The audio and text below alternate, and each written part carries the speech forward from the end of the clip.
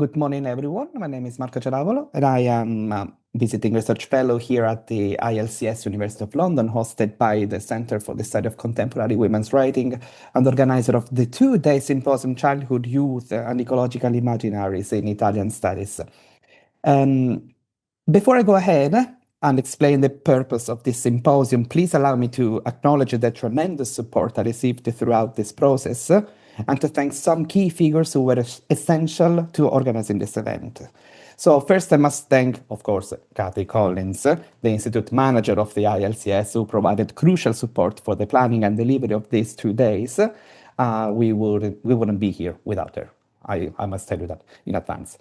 My gratitude also goes to Godella Vase Sussex for her support during the development of the initial idea and for her assistance with the application that enabled me to secure the generous support of the John Coffin Memorial Trust Fund, which I also thank for funding this event. I would also like to thank Viola Di Grado for being my primary source of inspiration for this symposium. I will share more thoughts about her contribution tomorrow before her keynote, but for now it's enough to acknowledge that her extraordinary imaginative work has been fundamental to shaping my new research on post-human childhoods. And I also thank my brilliant friend Olga Campofreda for being my interlocutor in the conversation that will follow Viola Di Grado's keynote tomorrow. And finally, I thank the Iconics Collective, of course, Anna Vinozzi, Elena Sottilotta, Carolina Celeste Granini, and Pablo Amarca for chairing the panels, and all of our participants for making this event possible. As you may have seen, the program is dense and fascinating, and I'm very much looking forward to hearing all of the presentations. Let me just share my PowerPoint. Okay.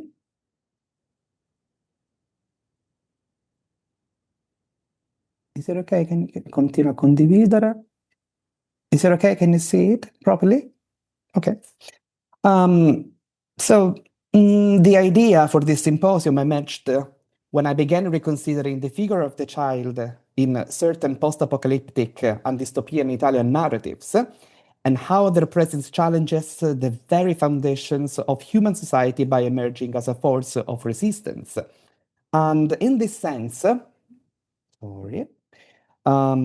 Bambini Bonsai by Paolo Zanotti had a significant impact on my idea of post-human childhood. Zanotti envisions a world in a post-apocalyptic landscape devastated by toxic rains, where children are depicted as both survivors and architects of new forms of life, values, and social organization. Another novel that presents similar themes is Fuoco al Cielo by Viola Di Grado. Published in 2019, Di Grado also engages with dark atmospheres, instilling anxiety about the consequences of environmental disasters, such as the dumping of radioactive material into rivers, which has devastating effects on the population, illnesses, and for the purpose of this discussion, genetic malformations.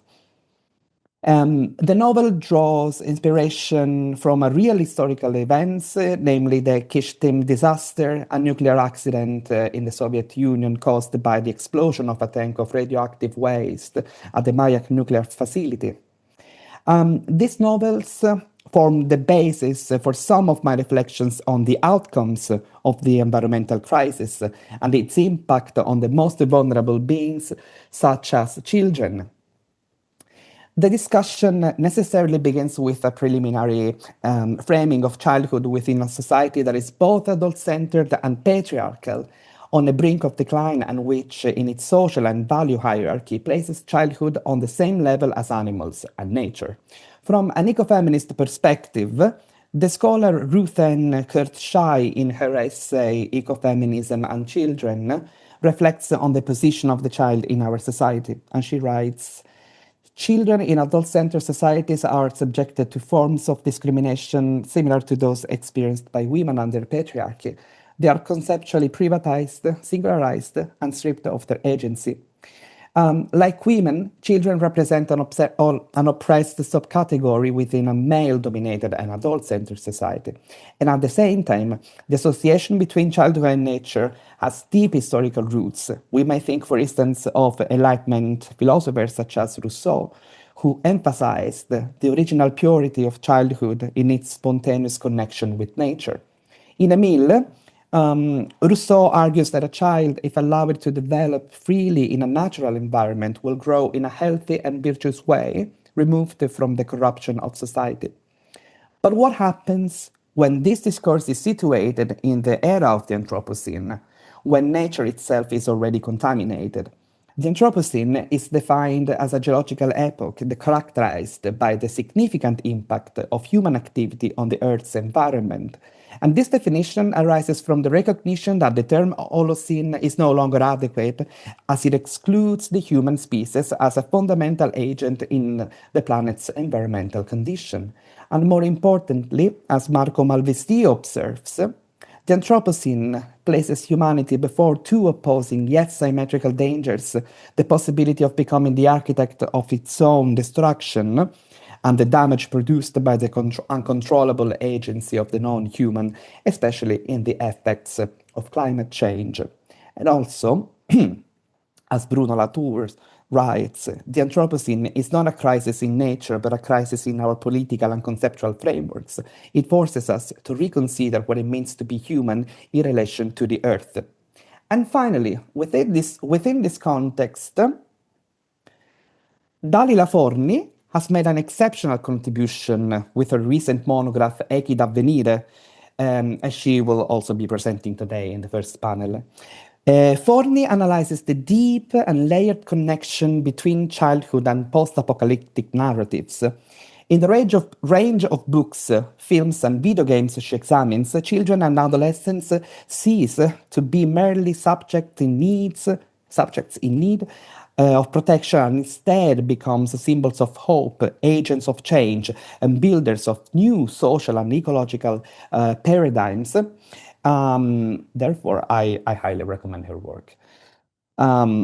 This brings us to our symposium and the 4 panels that will take place today and tomorrow. The contributions gathered here follow the trajectory that I have just outlined. I am immensely proud of the proposals I received. They were so attentive and critically engaging. So this is the program that will follow. We will have 2 online panels today with a 30 minutes break in between, and the symposium will continue tomorrow in a hybrid format, both on Zoom and in person. I kindly ask the in-person participants tomorrow to meet me at least 30 minutes before the start of the conference, or alternatively, if we can have lunch together here at the canteen if you're up to. Following the 2 panels, we will have Viola Di Grado's keynote, Becoming Otherwise, Childhood and Youth as Forces of Environmental Resistance, in conversation with Olga Campofreda and myself. And the symposium will conclude with a final reception generously offered by the ILCS and the John Coffin Memorial Trust Fund. Then, for those who would like to continue the evening with dinner and drinks, I have booked a space at the Fitzroy Tavern at 8:30 in the evening. And I believe that's everything. We will have now a 15 minutes break, or 20 minutes break before the start of the first panel. I kindly ask the participants of panel 1 to be ready to meet me and Carolina on Zoom 5 minutes before the start of the panel. And also, no, that's it. I think that's all. Thank you everyone again for being here. I wish you all a wonderful symposium. Thank you. Thank you very much. So before we start, let me just say that unfortunately the third speaker, Francesca Favaro, won't be able to join us today due to personal reasons. So there will be only 2 speakers on this panel. We can either have a longer discussion or end the session a bit earlier. Please also note, and I'm sorry, I forgot to tell you that before, that the symposium will be recorded. If you don't want to appear on video during the Q&A, please write your question in the chat, and I will be happy to read it for you. I now give the floor to Carolina Granini, Università Ca' Foscari di Venezia, who will chair the first panel. Thank you. Thank you, Carolina. Thank you so much, Marco, and also thank you for everyone for joining us today. Okay, so I don't have to add anything because you said everything that's perfect. And okay, I would like to welcome for everyone Francesco. I will give a short few info about him, and then I guess you can start. So Francesco Gallina is a scholar of Italian literature. He's a researcher, but also a writer. He holds a doctorate in philological, literary, historical, philosophical, and artistic studies with a certification of Doctor Europaeus, and is also a recognized associate in Italian studies at the University of Parma. His monograph, Speculando per Sapienza, grew from his doctoral research. His work spans the reception of Dante, short prose fiction, but also the representation of schools and prisons in Italian literature. And his work has also appeared in leading journals such as Giornale Storico della Letteratura Italiana and Studi Pasoliniani. His debut poetry collection, Medicinalia, from 2022, received the CI Under 35 prize and was longlisted for the Premio Strega Poesia. So thank you, Francesco, and I guess you can start. The floor is yours. Okay, I'll share my PowerPoint. Can you see it? Yes, perfectly. Okay. Good evening, everyone, and thank you very much, Marco and Carolina, for the invitation and for the opportunity to be here today. On the first slide, you can see the quotation from which my paper begins. What is striking here is the way very different elements are placed on the same level. Mythological figures, corporate and industrial names, toxic substances, political accusations, and infernal images. Hades is brought together with the steel plant. Dioxin appears next to Cerberus. Industrial progress is shadowed by Thanatos, and the nation appears in the same chain as blackmail, abduction, and state violence. This accumulation creates a dense semantic field where extraction, technology, and death seem to speak the same language. In other words, myth is industrialized and industry is mythologized. By placing childhood and youth at the center of ecological imaginaries, this symposium invites us to approach the Anthropocene as a planetary condition lived through corporeality and relationships. In much contemporary writing, children appear at the point where private life collides with large systems. Their bodies register what is happening around them before it is socially fully understood, as if they were early warning signals of ecological damage. Childhood and the youth act here as a perceptual and ethical device, allowing literature to render what is diffused, delayed, and politically deniable, because it foregrounds atmosphere and the small, repetitive shocks through which harm becomes ordinary. A remarkable example is offered by Maurizio Cotrona's Il figlio di Persefone, edited by Eliot in 2019. The novel follows two brothers, Giulio and Alessandro, raised near Taranto under the shadow of the Ilva steel plant, which becomes the organizing principle of their world. In fact, it reshapes time, become language, desire, and even the distribution of breath. Ilva functions as a Mortonian hyperobject, massively distributed across space and time, impossible to grasp as a whole, yet constantly perceived through its effects. Its scale exceeds perception, but its violence is intimate and bodily. In the novel, Ilva is Hades translated into infrastructure. Taranto appears as a wounded space of peripheral neighborhoods, industrial borders, and a cemetery beside the plant. Childhood unfolds under pollution and under the family taboo created by the mother's early death, a silence that does not simply conceal the truth, but teaches everyone how to live with what cannot be openly named. Julius' severely malformed left arm becomes the visible sign of a harm that both family and city are trained to leave unspoken. As the father's authority becomes at once protective and suffocating, the home itself begins to resemble an extension of the industrial zone, where risk is privatized and pain normalized. A brief comparison helps situate Cotrona's novel within an Italian lineage of writing on environmental toxicity. La Racconti's Una lepre con la faccia di bambina, published in 1978, 2 years after the Seveso dioxin disaster, confronts a related problem: how to narrate toxic harm when it is only partly perceptible, when its meaning is filtered through administrative categories, and when it enters everyday life as rules, rumors, prohibitions, and small bodily signs felt before they can be understood. The title itself is already significant. The image of the hair evokes the child's cleft lip as a disturbing metamorphosis. The damaged body becomes the visible surface on which invisible contamination begins to appear.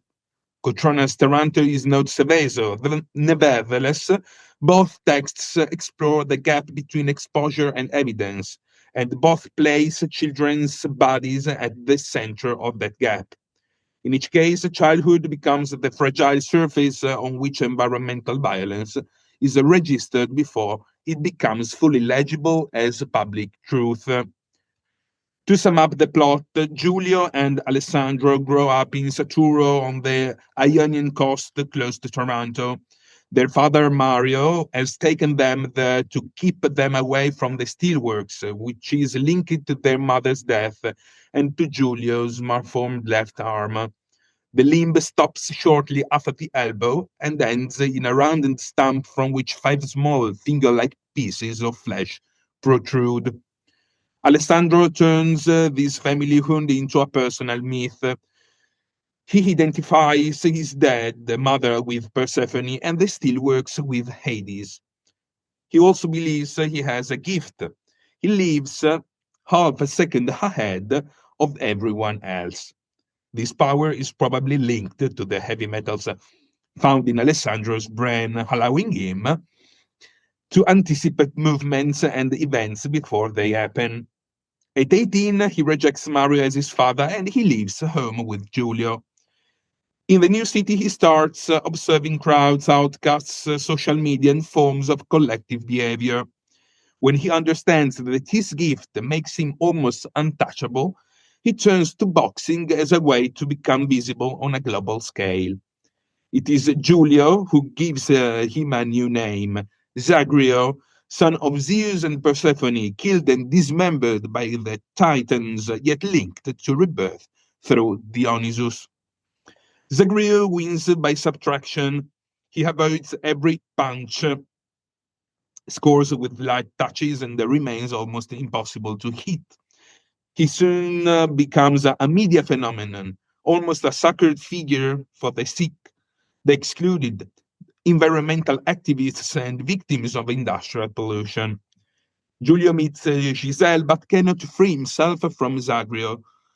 Before the world title fight, Zagrio reveals his final plan. During a global press conference, Giulio must shoot him. His death would become a messianic sacrifice against the industrial hell of Ilva. He also promises Giulio a perfect artificial hand, as if Giulio's malformed arm, and the history of violence inscribed in it, could simply be erased. Mario returns and restores the truth about the mother, not a goddess, but a fragile, sick human, but Alessandro remains trapped in his myth. In New York, he wins the world title against Golino and chooses Taranto for their rematch. On a floating ring in the Mar Piccolo, he wins again, accuses Hilva of killing his mother and deforming Giulio, then stops the crowd from attacking the plant and leads it to the small masseria in Soturo near the Persephone's spring sanctuary. There, before the world's journalists, he stages an Eleusinian ritual of death and rebirth. The final scene makes this logic explicit. In fact, Alessandro, now fully absorbed into Zagrio, tries to turn political protest into ritual sacrifice. He kills the dog Pincher, gives Giulio the gun, and asks him to complete the rite by shooting him, but Giulio refuses. Alessandro's death would save no one, nor would it bring their mother back. By throwing the gun away, he interrupts the sacrificial mechanism. Zagrio's myth collapses. Alessandro becomes again a wounded young man, shaped by grief, toxicity, and loss. Yet his image before Ilva has real effects. Blast Furnaces 5, number 5, is shut down, and the steelworks become impossible to ignore. Later, Giulio receives a photo from Alessandro and leaves to search for him. Giulio's physical difference is foundational because the story is told from a damaged body. His malformed arm means pain, shame, social friction, and the pressure to appear normal. But it is also a way of knowing. His body becomes a somatic archive where industrial history settles as tissue, fatigue, shame, and endurance. It records what the city tries to hide, that is to say, the daily struggle of living inside contamination. In Mitchell and Snyder's term, Julius Harm functions as a form of narrative prosthesis. Disability is not decorative, but plot generating. It structures memory, testimony, and family conflict. Yet the novel reverses the logic of monstrosity. Julius's body is not monstrous. The true monster is the industrial system that produces damaged bodies and then privatizes them as individual accidents. This is what I would call eco-teratology, a critical approach that reads bodily deformity as the material inscription of environmental violence. Here, birth, defects, toxic exposure, disability, and ecological injustice belong to the same interpretative field. The damaged body is no longer only a private wound or a medical case, but becomes an archive of industrial history, a living document where power, production, and institutional neglect become visible. Ecoteratology allows us to move from the body as individual anomaly to the environment as a deforming system. Modern industry, in this sense, appears as a deforming apparatus. It turns air, water, food, and reproductive life into channels through which economic violence takes a human form. Disability studies then sharpens this point. Julius' arm is not only a symbol, but the site where social norms collide with flesh. The prosthesis imposed by Mario, his father, is meant to repair him, yet it produces pain and enforces normalization. Giulio must suffer in order to appear whole. His act of throwing the prosthesis into the sea is therefore a proto-political refusal. In crypt theoretical terms, the scene exposes rehabilitation as moral coercion, where the promise of functionality masks the demand for assimilation. Ecoteratology also connects with Jasbir Puar's concept of debility. The focus shifts from the abnormal individual to the system that produces weakened lives. Julia's body does not represent personal failure. It makes the industrial order visible. Debility works as a form of power because it reduces people's capacities unevenly and then manages that reduction as normal. In Toronto, this happens through legal and administrative calibrations such as emission limits, medical thresholds, slow procedures, official reassurances. Human harm is translated into technical language. Damage continues, but everyday life is made to look manageable. The novel therefore presents biopolitics as an atmospheric regime. In this sense, Stacy Alaimo's concept of transcorporeality helps explain one of the novel's most basic feelings. Body and environment form a single material circuit. Air, dust, water, and food move through lungs, skin, and domestic space. Pollution is therefore experienced as something intimate. It enters as ordinary life, shapes bodily perception, and makes the boundary between self and environment unstable. When this intrusion reaches the home, where there is grit on the skin, residue on surfaces, or even a metallic taste in the water, the home no longer works as a protective shell. The industrial outside enters daily life and becomes part of bodily experience. Pollution is no longer simply out there. It is felt on the body, in the mouth, inside the most ordinary gestures. This is why Kristiva's idea of abjection can help us here. Contamination disturbs the border between inside and outside, clean and dirty, safe and unsafe, self and word. In Cotrona's Taranto, then, the abjection becomes an ecological and domestic experience. Mario's domestic rules of cleanliness and purity translate the city's environmental compromise into family life. Responsibility becomes private. The prosthesis offered to Giulio condenses this logic. Repair becomes coercion, pains become training. When care is measured through cost, it costs 3 months, as the father says. Love becomes accounting, and the child's body becomes a kind of ledger. The household functions as a micro ILVA, where damage is managed, denied, and absorbed into intimate life. Taranto's necrotopology makes this system visible in space. The symmetry near the plant places production and burial within the same landscape. Here, Mbembe's necropolitics appears as the unequal distribution of exposure and death across classed and localized bodies. Nixon's slow violence also becomes central. Industrial harm doesn't always appear as a single catastrophic event, but as a long process of attrition. The novel links slow violence to administration. Rules, routines, delays, and compromises stretch responsibility over time and keep damage politically containable. Brothers' departure breaks the domestic enclosure of silence, stigma, and fear. Yet the named metropolis does not erase the underworld, but it reshapes it. Smoke and dust become speed, noise, precarious work, surveillance, digital networks, and the pressure to appear functional. Boxing gives Alessandro what politics has failed to produce: visibility. The ring becomes a public stage where private damage can be converted into collective attention. As Zagrio, Alessandro transforms himself into a media phenomenon because his style is based on subtraction, as I told before. He evades, anticipates, disarms, and wins without being touched.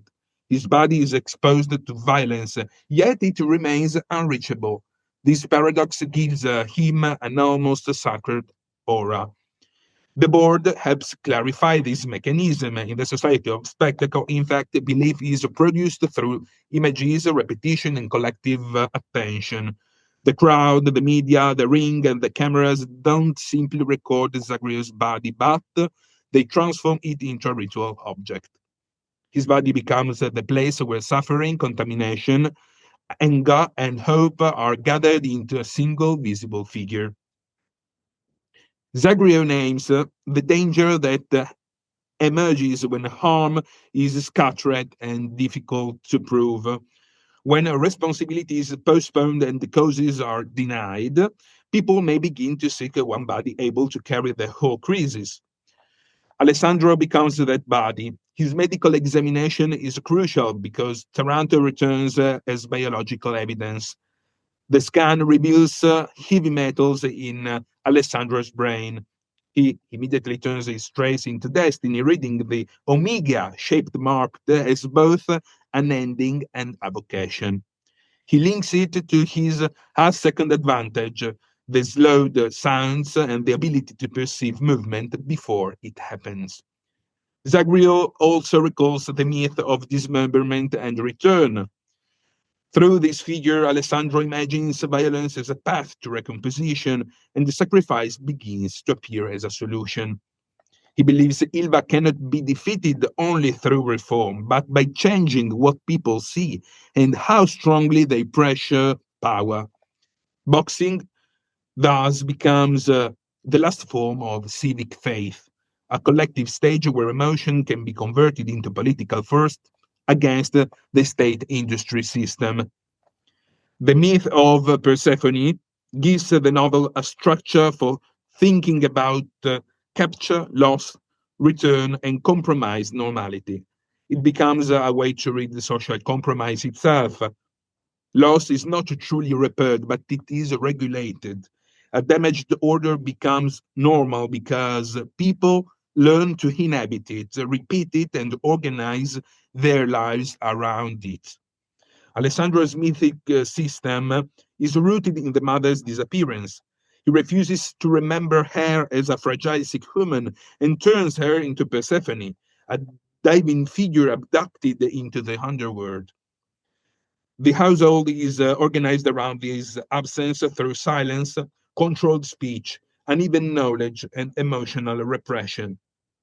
The Eleusinian and Orphic horizon matter because Eleusis offers a model of threshold knowledge, loss, passage, secrecy, endurance, and renewed life after rupture. Cotrona relocates this model into an industrial world where people live with unresolved damage and where survival often means accepting a mutilated version of normality. Zagreus wants to produce a shock strong enough to break the job versus self compromise. He turns his own body into a public proof. His final plan is sacrificial because it treats self destruction as the ultimate instrument of truth. Julio must shoot him before the world, transforming death into a messianic image that no one can ignore. At the end, Zagreus tries to answer slow, invisible violence with one hyper-visible act. Julio breaks the circuit. He saves Alessandro from becoming pure spectacle and saves political possibility from the logic of sacrifice. This is why childhood and youth are the novel's strongest ecological vantage point. They do not stand outside history. They feel history as atmosphere, habit, flesh, and language. Through them, vulnerability becomes proof that another world must be imagined, one in which the right to grow is not bought through suffering and exploitation. Thank you for your attention, and thank you to the author, Maurizio Cotrona, who may be here with us today. Thank you, Francesco. Thank you very much. And it was incredibly fascinating, both the novel and your presentation. Thank you so much. I guess that now we will skip, we will pass it over to Dalila. I will present her shortly. And then at the end, we will do the Q&A session, if it's okay. Yeah. Okay, so Dalila, welcome to you too. And so Dalila Forni will give us a presentation about Marina Girardi's Ortica. She is Associate Professor of Children's Literature at the University of L'Aquila here in Italy. Her research interests include the visual narratives for children and young adults, gender studies, and ecological fiction. She has published several contributions on these topics in academic journals and edited volumes. And the recent monographs include Raccontare il genere, nuovi modelli identitari nell'albo illustrato, and Echi d'avvenire, utopie ecologiche dal post-apocalittico al solar punk. And by the way, as you've noticed, we are all huge fans of your last work in particular for me, but anyway, so okay, we're delighted to have you here, and the floor is yours, and whenever you want to start, you can start. Thank you, Carolina. Thank you for being here, and I would like to thank Marco for this wonderful seminar on a very interesting topic, so I'm so excited to be here with you. I'm sharing the PowerPoint, okay.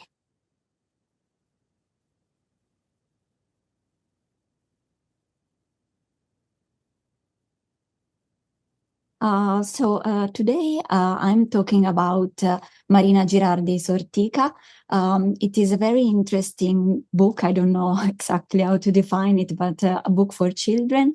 And it was published in 2020 by Topi Pittori.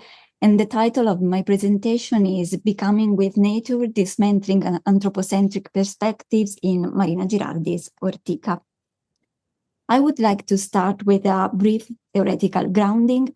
The concept, as you may know, of ecofeminism was coined by the French author François Dubon in 1974 in her essay Le Féminisme ou la Mort, Feminism or Death.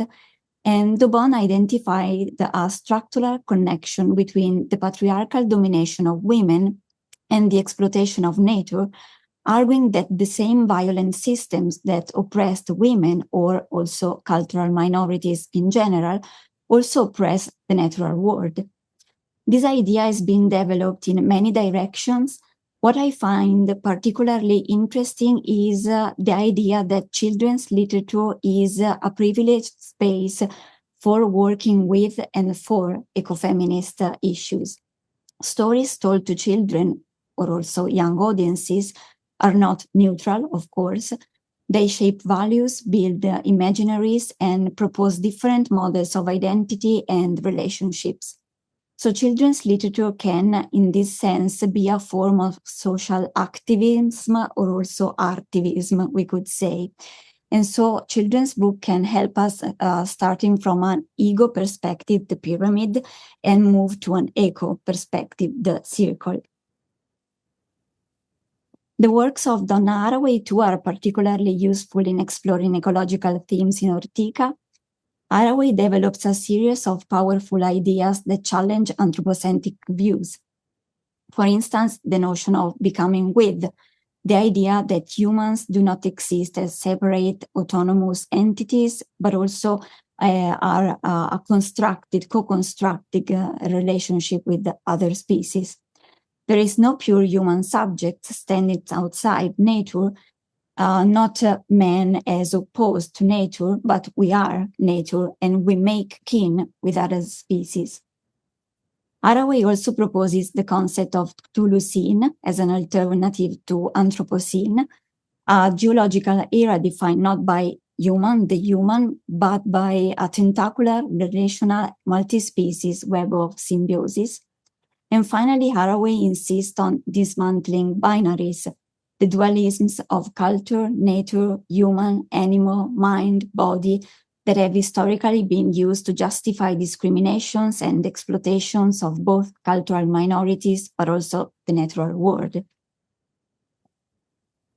Here you can see a selection of titles from Pino series, Piccoli Naturalisti Osservatori, small observing naturalists, we could say, published by Topi Pittori.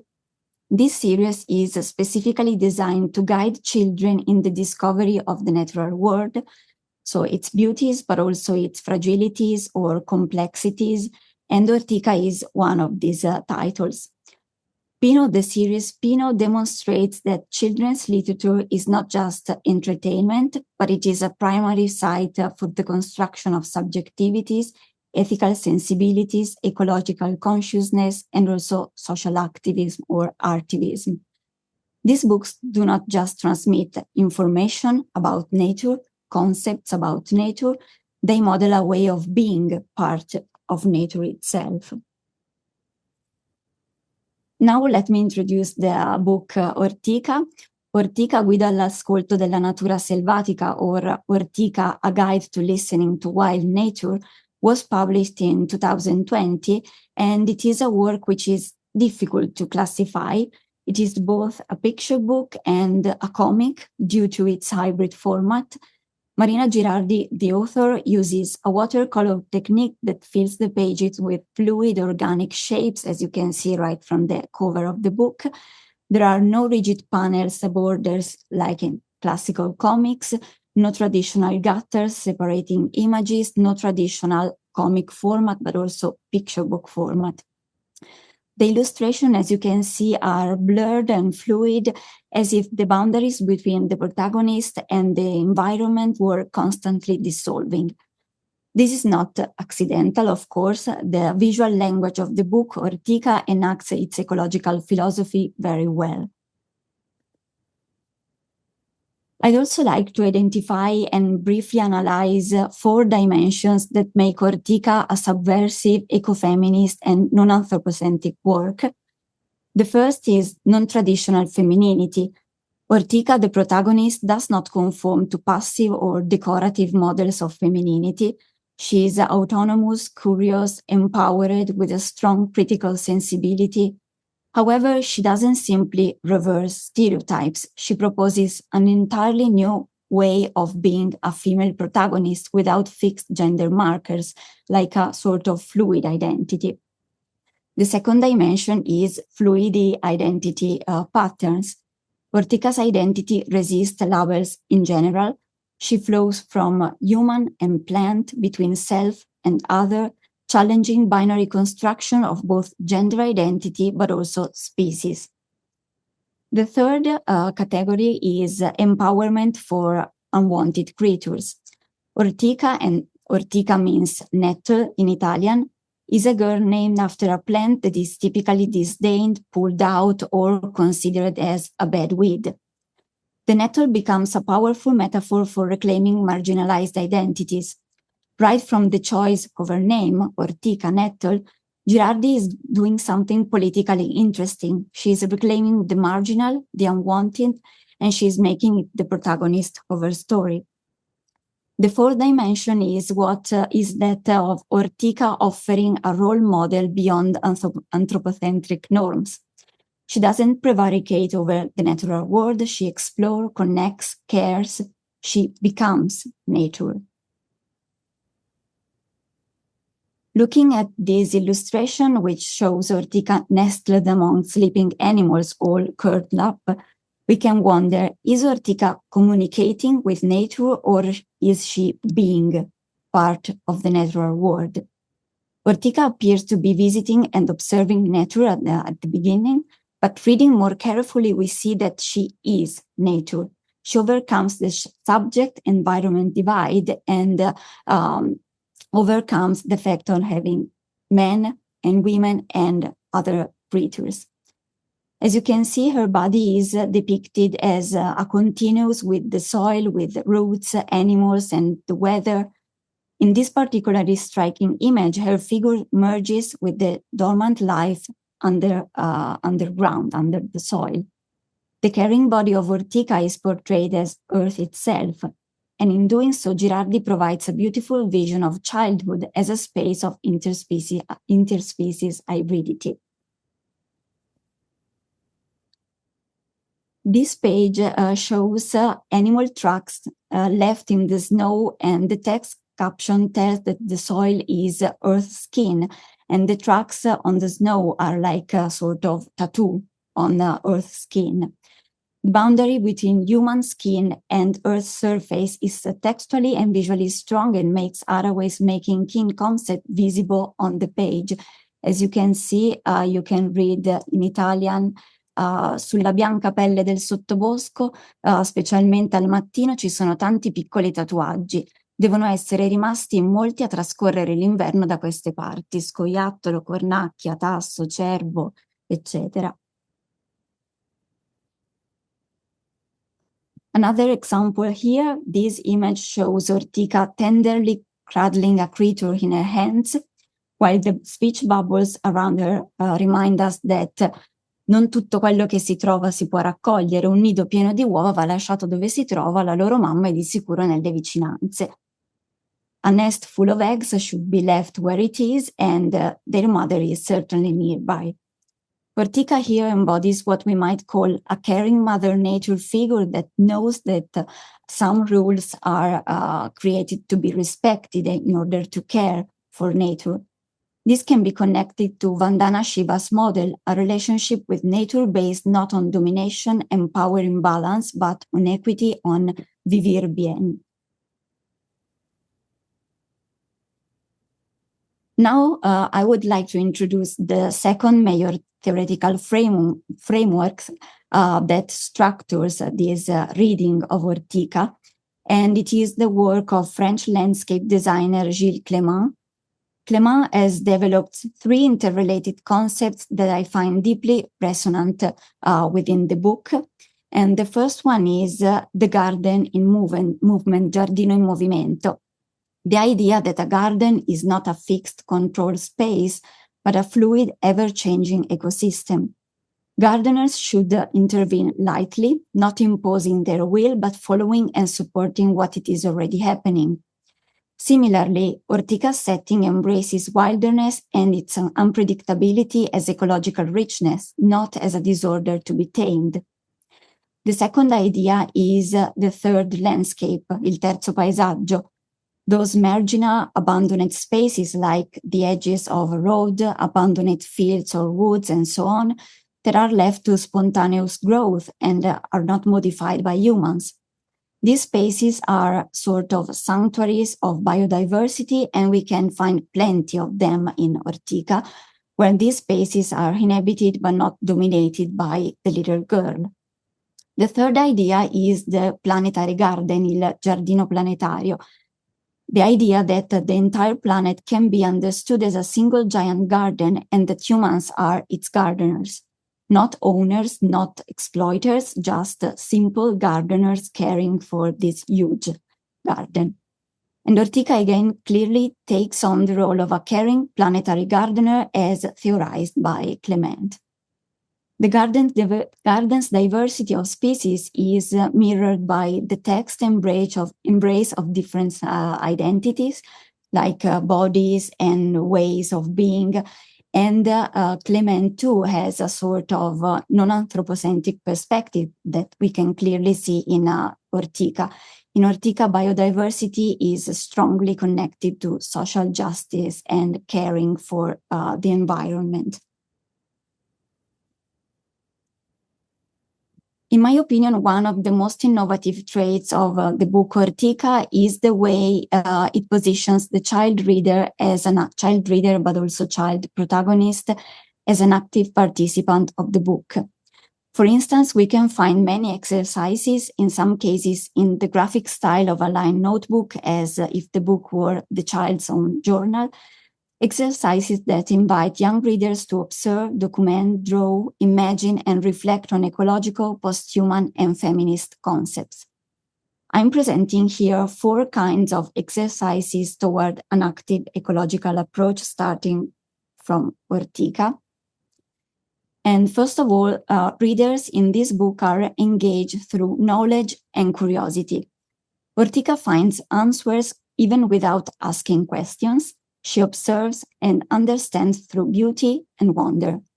The book conveys scientific knowledge through poetic language and evocative images that are didactic but not directly didactic. So children are encouraged to observe, experience nature both scientifically but also and mostly aesthetically. And these elements are not presented in opposition. The second mode is mapping the living world. Children are invited to explore and document their own neighborhoods and the third landscape they can find outside their houses. They are encouraged to find margins, weeds, unexpected wild spaces, and to identify these as sites of biodiversity. This is a strong pedagogical gesture. It teaches children to look differently at ordinary spaces, to see richness everywhere, even looking for birds' feathers, as you can see in the image.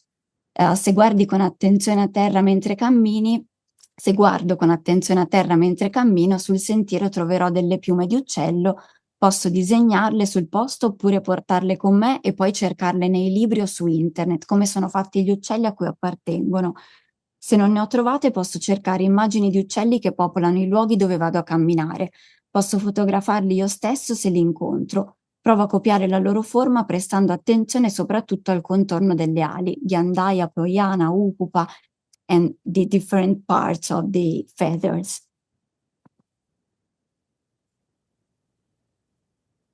Another mode is becoming with experiences. Children are invited to adopt the perspective of a plant or a non-human creature and to narrate that being's point of view.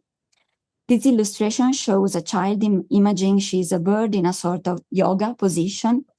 The speech bubbles around her says, adesso chiudo gli occhi, poi provo a immaginare che dalle mie scapole piano piano crescano delle ali, di che colore sono, che forma hanno. Incomincio a muovere le braccia su e giù e poi prendo il volo. Sento il vento che mi accarezza le piume, il sole che mi scalda e laggiù li vedo i boschi e le montagne. Poi piano piano apro gli occhi e disegno le mie ali. Descrivo che cosa si prova a essere un uccello e come era il paesaggio, come è fatto il paesaggio che ho sorvolato. This is a profoundly non-anthropocentric exercise. The child is not studying the bird as an object. She is becoming the bird. She is imagining to be the bird. Here we can see two similar exercises, becoming a tree and becoming a seed and a plant.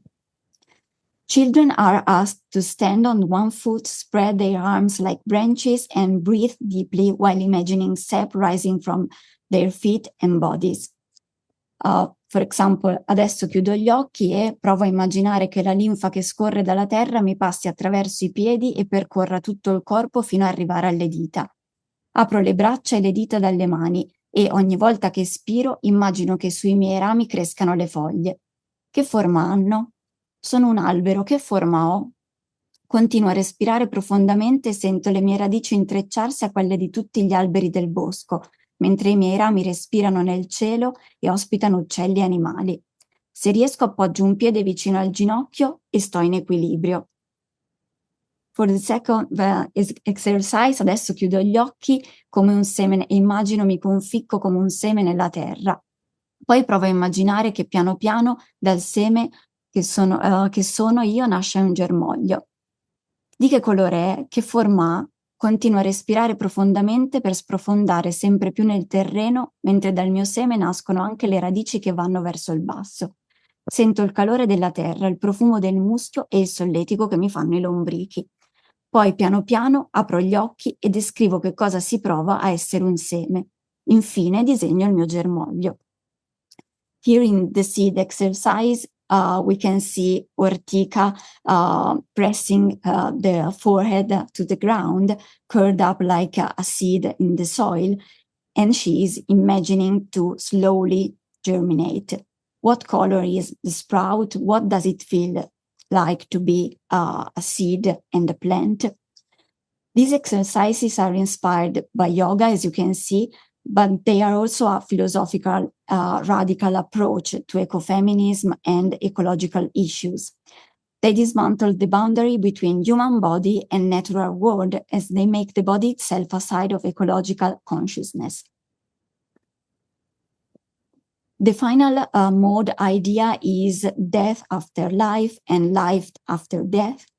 This image shows a fox in vivid orange, live, very strong colors, running alongside a set of vertebrae, ribs, and a skull.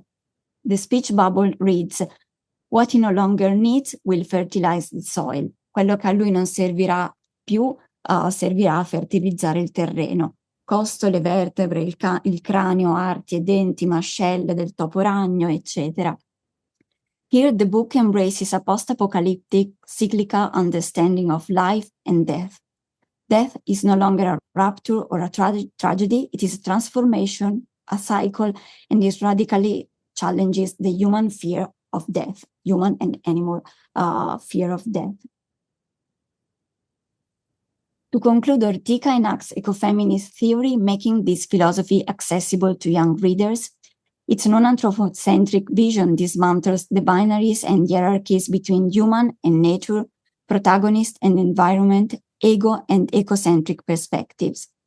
The book represents a new kind of subjectivity. Ortica is curious, caring, hybrid, tentacular in Haraway's sense. She connects kindly with different creatures not by dominating them or studying them from outside, but by becoming with them. Children's literature, we may argue, can be an effective side of ecological awareness and planetary transformation, and Ortica is a key example of this process. Thank you. Thank you so much. It's amazing. It was great, really. Okay, so I guess that we can start with the Q&A session.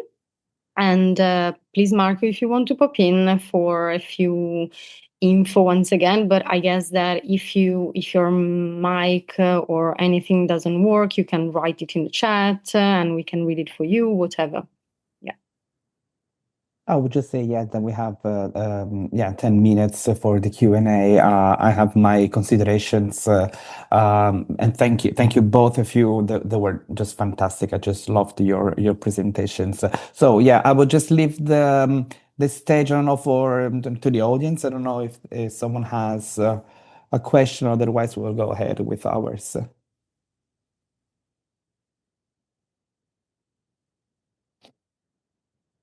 Beh, che dire, top.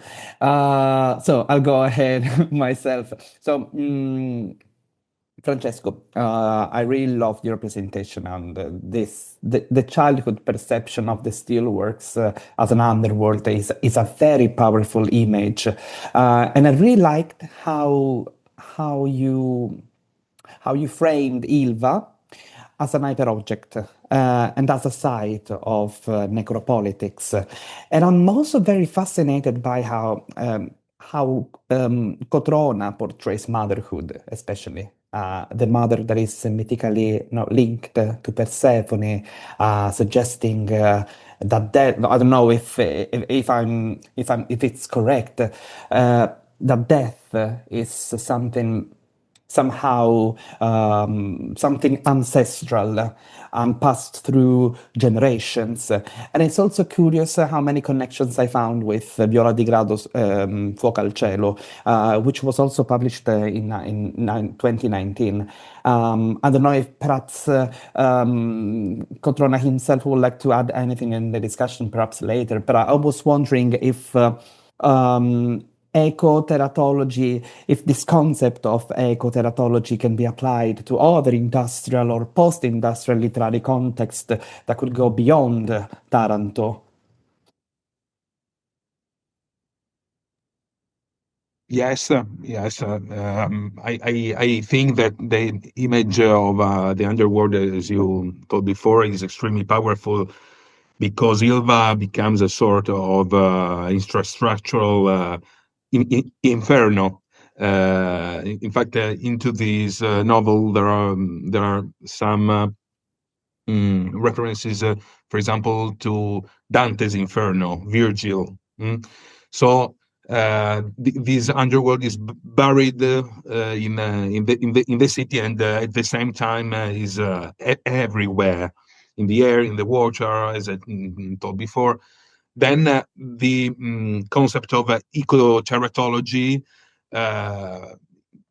it is a concept to be verified.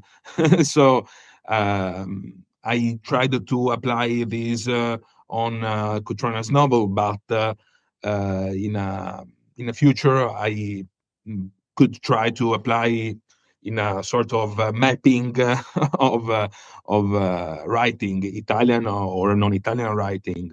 So, yeah. I don't know, because for instance, I thought about, yes, of course, Underworld by Don DeLillo, etc., etc. Yeah. Plus, I'd like to remind you all, in caso, se volessimo passare anche in italiano durante la discussione, a qualcuno volesse, in caso, non ci sono problemi, soltanto così per ricordarlo anche agli altri, anche alle altre persone che me l'hanno chiesto. Quindi eventualmente si può, anche dal pubblico, insomma, chi volesse intervenire anche in italiano andrebbe bene, però cerchiamo di mantenere l'inglese, però ecco, non sarebbe una tragedia se passassimo anche in italiano. Carolina, se vuoi aggiungere tu qualcosa. I don't know always if to switch in between Italian or English. Okay. Anyway, so okay, can I? I have a lot of questions, but I will ask a few questions to Dalila, if it's possible. I mean, I also have some for Francesco, but I don't want you to, I'll give you a break for a second. Dalila, so, okay, Ortica is amazing. And thank you for giving this presentation once again. But also, I was thinking, do you have an idea about the age target, or what do you think is the age target of this little book? I don't even know if to define it a book, because it's a mix again between comic and picture book, and it's so fascinating. And I will give you a second follow-up question related to the first. So also, aside from the age target, I wanted to ask you if you have heard, or if you have done it, if you have info or anything about some empirical research about the reception of Ortica. I'm just curious, so feel free to tell me, no, absolutely not, or something like that. Thank you, Carolina. No, I have no idea about empirical research, but it would be really interesting to do it with different age groups. And I don't even know about the age target, because I have never checked the site of the Topi Pittori, but because I don't like to think about specific targets. And I believe that this book can be used in very different situations, from children age 0-6, because you can read it aloud, shared aloud. And you can have these little exercises also with very little children. But it can be interesting also with the primary school children, but also teenagers. It is a bit difficult, but we could try. For example, sometimes I use this book with university students, not with the yoga exercises, but we could try it. But because we have some little workshops about narrating identity, ecological issues, and it is a very good starting point to start reflecting about these issues. So from 0 to 99 probably is the age target. And I would like to try it in schools or different contexts. So, or if you do it, let me know, because it would be really interesting. No, really, I was just asking because I was thinking the same. Like when you were showing us the pages and the exercises, I was just thinking it looks like something for little kids, but it's not that strict. I could totally see myself, of course, with university students, because it's perfect. But at the same time, yes, teenagers are a lot, but maybe just taking something and giving it a dimension or something. But yeah, I totally agree with you, by the way. Yes, because the images are not so simple. There are a lot of different shades and little details. So okay for very little children, but maybe it could be also a bit complex for them. I don't know. It depends on the single reader, in my opinion. Yeah, but also I think, I'm sorry if I'm interrupting you, by the way. Okay, but also I'm thinking about it's like a perfect start if I have a kid or a teenager to start introducing the theme of ecofeminism, because it's a lot for us as researchers on that kind of topic. Maybe it's still understandable in a way, we can connect it, but I think that for a kid or a teenager is it's a very perfect starting point. I don't know, that's my opinion. No, I agree with you also, because it is not a didactic book or a theoretical book. It is just fantasy, wandering into the woods with different creatures, animals. So it is really effective because it is not something scientific, but scientific and aesthetically beautiful, in my opinion, of course. Yes. Thank you so much. Thank you. Okay, so do we have any other questions? Or anyway, Marco, if you want to switch it up and ask some more. No, actually, I have another question, perhaps for Dalila, because what what actually was very engaging for me was the non-traditional femininity and how Girardi proposes this unstable new identity, because this is exactly what I'm deepening in this period now, the new subjectivities that emerge from the entanglements also between human and the non-human, human and nature, etc., etc. So I also like how Girardi's work includes biophilia exercises and how it shapes interspecies identifications, especially through Donna Haraway's and your ecofeminist research trajectory that is just perfect. So I was also wondering, based on your experience, how effective do you think that this is as a pedagogical tool in practice? We should test it because I don't have empirical ideas about it, but to engage with the issue of ecofeminism, but also feminism in general, ecological themes, I believe it is very strong because, as I was saying, it is not a theoretical book about concepts of ecofeminism. It is just the idea, the sense, the imagination of ecofeminism. So you have to be part of the book, you have to be part of the exercises, you have to imagine to be Ortica, and it is something you can feel rather than learn by reading. So we could try, we could organize some workshops or readings with Don't ask me children. twice. As long as I'm not doing all by myself, it's okay. We should do it Fantastic. as We should do it. Iconics. Absolutely. As together. Iconics Collective, absolutely. And We also should with do it. Marina Girardi, so we have to Magari. use her as well. Sarebbe bello. Okay, are there any more considerations, thoughts? Welcome back, everyone, again to the second panel of this extraordinary symposium, not because I organized it, but because you're all fantastic. So I won't take any more of your time. I would just give the floor to Pablo Amarca. Thank you, Pablo, for existing. Thank you, Marco, and welcome everyone to this amazing initiative that Marco organized, and that's absolutely great. And I have the honor and the pleasure to be the chair for the second panel.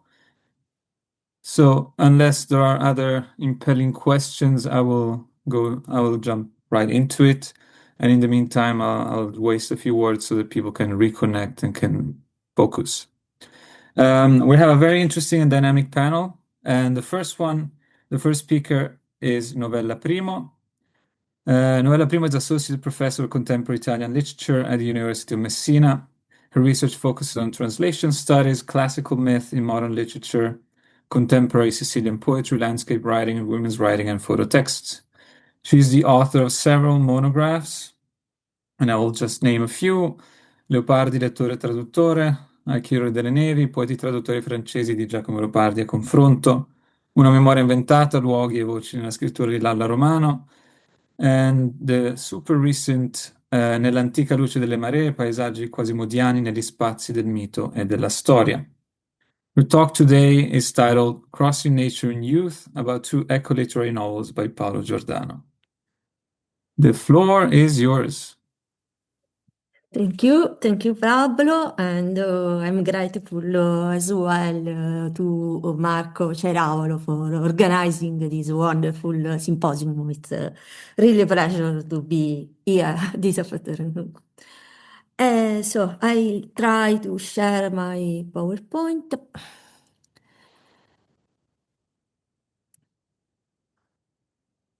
Okay, here we are.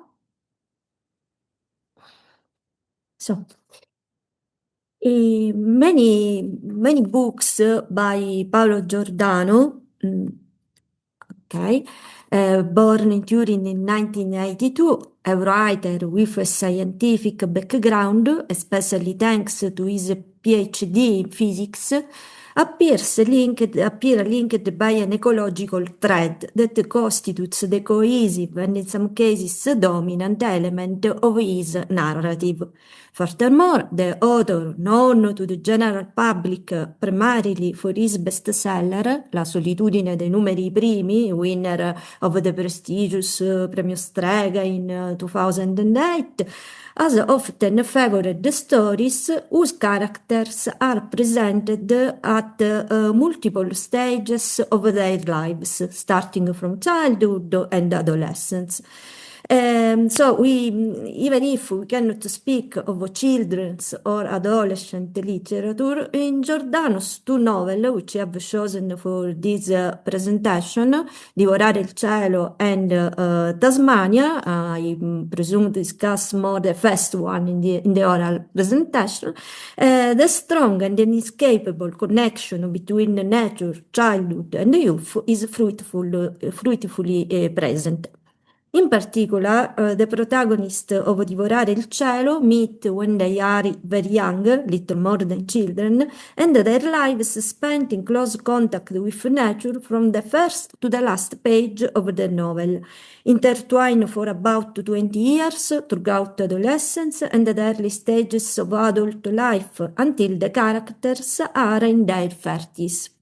In the opening sequences, the gaze of the girl Teresa, an autodiegetic narrator, focused on three children as they furtively bathe in her family's swimming pool at night, is curious and eager for life. She is in fact distant from the water games and pranks of the boys, who appear close-knit, as they perhaps will no longer be as the story progresses. Yet she longs to be a part of it, finding companionship and contemplating the possibility of gaining new experiences during the summer vacation she spent in Speziale, Puglia, with her grandparents after the school year spent in Turin. In this case, it is simply a matter of circumstances that activate erotic desire within the naturalistic framework of a nocturnal locus amenus. But even later, Teresa's perspective, at least initially urban and northern, may appear somewhat alienated compared to that of Bern, Nicola, and Tommaso, known as the boys from the Masseria, that is, of the neighboring estate. So despite our attempts to adapt and integrate into country life, which will produce shocking and unexpected result. The rural setting thus favors the development of dynamics that also express the sense of a religious education, imparted according to natural rhythms and therefore ecologically oriented, as Cesare does with the three boys he cares for as if they were his own children, despite being the father of only one of them. For this patriarch, who expresses himself with verses from the Psalms, it is necessary to instill a sense of the sacredness of nature in the minds of the youngest children. For example, he accustomed children to celebrating animal funerals, even for little animals, before their burial, teaching them to show mercy toward all living beings and thus restoring dignity even to those considered marginal, like insects, thus moving beyond a merely anthropocentric perspective. The crossroad of childhood education and religion is also motivated primarily by the possibility, according to Cesare, of reincarnation. The narrative, despite being a choral novel, focuses on two characters, Bern and Teresa, and it is no coincidence that their first physical relationship takes place in the open space of a reedy bed. Even the tragic episode of Viola Libera, induced to abort with oleander leaves, after an episode of group sex, introduces the theme of conception, in this case unwanted, and then spasmodically sought, first of all by Bern, who on that occasion had already agreed to take on the paternity of the unborn child, despite it being very uncertain. We will understand retroactively how this lack of parental experience will radicalize in Bern, perhaps the most restless and charismatic character in the novel, the frantic desire to conceive a child with Teresa. At this point in the story, the couple lives in the countryside with other friends in a sort of commune, thus experiencing co-housing through a particular form of sustainable agriculture based on the principle of doing nothing, meaning, I'm quoting from the Italian book, non fare quello a cui la natura poteva provvedere da sola. Volevamo capire la sua intelligenza e sfruttarla al massimo a nostro vantaggio e volevamo rigenerare tutto ciò che era stato violentemente consumato di quella terra.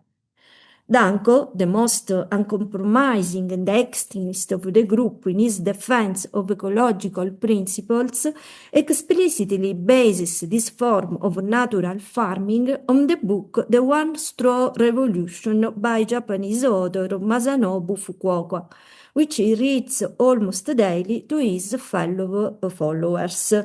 Questa paglia sembra piccola e leggera, potrebbe diventare abbastanza potente da muovere il paese e il mondo. Quando arrivava il momento dei 4 pilastri, li enunciavamo in coro. Nessuna lavorazione, nessun concime chimico, nessun diserbo, nessuna dipendenza da sostanze artificiali. Sentivamo di essere l'inizio di qualcosa, l'inizio di un cambiamento. Ogni istante aveva il nitore di un risveglio. It is a phase in which the utopian energy remains intact and the novelty, combined with strong ecological ideals, mitigates the logistical difficulties of a new lifestyle, at least for Teresa, who is unaccustomed, for example, to dry toilets or sharing her clothes with other girls. Along with this type of natural agriculture, the youngsters also carry out a series of demonstrative action or even actions of sabotage, which increasingly border on the limits of legality. Among the first demonstrative action, for example, it's a nighttime stakeout near an illegal landfill to scare off anyone who approaches to dispose of their garbage, wearing masks and dark sheets, or the sabotage of the irrigation system in a timeshare property, or a demonstration streaking naked on the beach near coves that are off limits to tourists. The young protagonist also refused the help of Cosimo, a trusted worker from the narrator's family's nearby villa, who had come to visit them with 2 canisters of insecticide. Instead, they prefer Danko's idea, borrowed from the example of many organic farms, of sprinkling the olives with a honey and vinegar solution.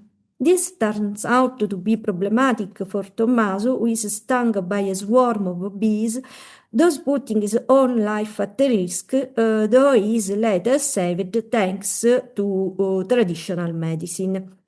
It might also be significant to reflect on the importance that the mediation of writing on paper and then towards the electronic epilogue plays in the book. From the collective reading of the Alternative Food Movement Manifesto, a true little green book, to the posting of a sign in front of the occupied land strongly desired by Danko, la masseria, terra libera da tutti i veleni. Questo cartello, ogni passaggio di stagione sarebbe stato un po' meno leggibile, un po' più stonato, un po' più falso. The final tricolon foretells that even the ecological project revolving around the farmhouse will not be immune to the ravages of time, although it will not be a true crumbling, but rather a redefinition, thanks largely to the commitment of Teresa, who initially seemed to be the least convinced of the ecological cause. As mentioned earlier, Divorare il cielo is also a story of children on the way, of others awaited in vain, and of children never to be born. Beyond Viola Libera's sad story, the birth of Corinne and Tommaso's child, who had also joined the ecological farming project, prompts this couple to retreat into a more bourgeois private life. At the same time, it marks the beginning of Bern and Teresa's plan to have a child of their own. In their case, however, this desire is continually unfulfilled, which leads them to resort to medical treatments that also seem to be unsuccessful despite the exhausting hormone treatments that Teresa undergoes. The young couple thus enters an increasingly distressing spiral of illusions and disappointments encouraged by their doctor. The decision is therefore made to follow the doctor's advice and travel to Ukraine to resort to an illegal form of fertilization, thus reaching a compromise far removed from the original spontaneous shift with which the group of young people had approached farming. And here, regardless of the developments that will only be revealed at the end, even the snowy landscape of Kiev becomes a pretext for the doctor to allay the couple's residual reluctance and doubts. Ma gennaio era perfetto, c'era la neve, montagne di neve su Kiev, la neve era di buon auspicio. In other words, in an episode in which some doctors tend to speculate on their patients' legitimate desires, resorting not only to artificial solutions but also to questionable journeys of hope, nature is evoked by the scientist in the form of superstition, encouraging the interlocutor's credulity. It turns out, however, that the doctor prefers the winter months so he can simultaneously take a skiing holiday with his family. This is the first of two trips narrated in the story, both marked by negative consequences. In this case, after the failure of this new pregnancy plan, Teresa decides not to repeat the painful medical ordeal, which leads to a separation from her partner, but also to her decision to stay on the estate she has meanwhile managed to buy. So an invisible bond, however, will continue to bind Bern and Teresa, as will emerge in the third and final part of the novel, entitled Love Tale, and set in Iceland, where many of the now disbanded ecological group take refuge to avoid legal trouble. Iceland, as we know, is the epitome of isolation, a place almost cut off from the rest of the world, where one can be safe from the dangers of the rest of the inhabited world. Here, indeed, the reason is to escape the law, but this literary location well represents the search for a pristine place, also chosen by Leopardi for the famoso dialogo di una natura e di un islandese, whose protagonist finds no escape even in deserted spaces, nor any comfort in nature. In Giordano's novel, the fascination with this northern European island is also disturbed by the contamination with the rest of the globalized world of growing tourism, and even the description of the landscape, as you can see on the screen, has slightly disturbing features that foreshadow tragedy. It's a place symmetrically to Kiev, but one where it is still possible to cultivate hope.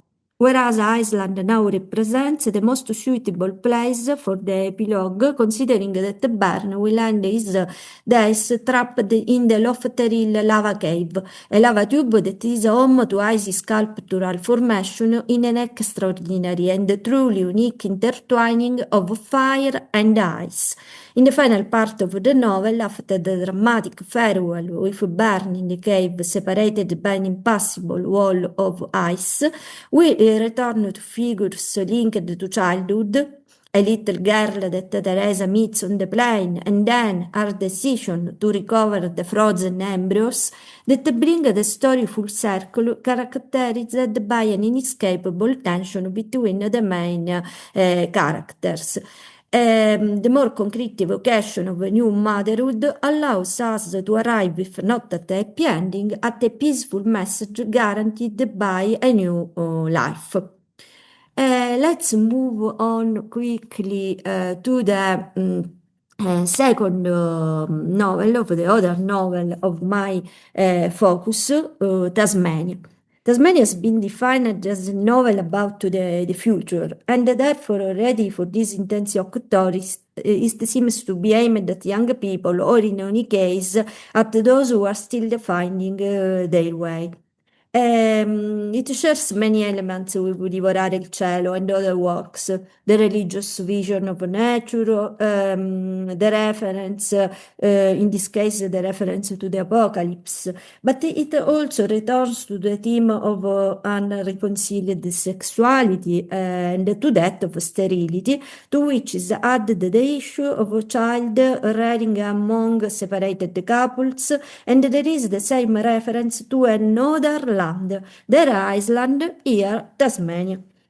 The role of children in the novel appears significant, even if it does not seem prevalent, and is often mixed with environmental consideration, above all in the significant semantic overlap between the bombings following terroristic attacks in Paris, Manchester, involving many young people, and the narrator's study aimed at writing a book on the atomic bombs, one of which was called Little Boy, dropped near the end of the Second World War on Hiroshima and Nagasaki, which also fatally affected so many young lives, and in some cases modified their body, for the radiation. It's here, in these pages, where the story of a little girl and a young Japanese boy is imagined as a flashback, that the apocalyptic stimmung of the story is best realized, as is the meaning of Tasmania as a place where one of the story's characters claims to want to take refuge and settle in the event of a nuclear war. Non è troppo piccola, ma è comunque un'isola, quindi più facile da difendere, perché ci sarà da difendersi, mi crede. Sì, ha aggiunto, se fossi costretto a salvarmi, sceglierei la Tasmania. What's interesting here is the conflicting relationship with nature after bombs seen through the eyes of Terumi Tanaka, a little boy. With our hindsight, we know of the radiation that plagued the Japanese population, but the survivors at the time were not aware of the contaminated landscape that surrounded them, including the little boy of the story. Scientific research often is in contrast with environmental protection and interferes with the lives of many defenseless people who become innocent victims of the choice of a few, driven by careerism, economic interest, and above all by power dynamics and the test of strength that risks slipping out of the hands of those who engineered them. We can see here a lot of description of the devastated landscape, and I'd like just to show you this slide, the soul of radiation, where there is this idea of Giordano that there is that the soul, l'anima, it could be a form of made of a particular kind of radiations. I morti sono radiazioni, sarebbe quello che in altri contesti chiamiamo anima, ed è possibile allora che sotto forma di radiazioni esistano ancora tutti i morti, tutti quelli del passato e tutti quelli del presente, che stiano attraversando proprio adesso questi strati di pavimento e me. In Giordano's novel, the younger generation always maintain a structure of hope. So even the episode of the Hiroshima commemoration, where Giulio is with his son Eugenio, stands as a pivotal moment in a work that gives food for thought and, as anthropologist Ernesto De Martino asserted, looks to certain peculiar ends of the world that do not, however, exclude the active creation of the world of tomorrow, il mondo di domani, says De Martino. Thank you for your attention. Thank you very much, Noella. As announced by Marco before, I just want to send a reminder to everyone so that it's clear. I should have done it at the beginning. Each presenter will have 20 minutes, and then we're going to have the Q&A at the end of the 3 presentations. So it's standard practice. Don't be scared. We're going to come to you eventually. The next presentation is by Andrea Ierna. Andrea Ierna is a PhD candidate in human sciences within the curriculum of philosophy at the University of Verona, where he's conducting research on childhood as a political device. His research interests bridge political and theoretical philosophy, focusing on the normativity invoked in subjectification practices and the differential criteria that shape these processes. His work engages with Adriana Caverero's thought of sexual difference, the philosophy of practices of Carlo Sini and Michel Foucault, as well as constructivist and antisocial queer theories. And the talk today is From Bad Wood to Good Flesh, the Child After Eco-Queerness in Pinocchio. Good afternoon, everyone. Thank you so much, Pablo, for presenting, and thank you, Marco, for organizing and fostering such a wonderful symposium. I'm so happy to be a part of it. First disclaimer, being a philosopher, I do not have a PowerPoint, so you will need to be okay with looking at my face for the entire time. Sorry about that. But without further ado, I will now properly start.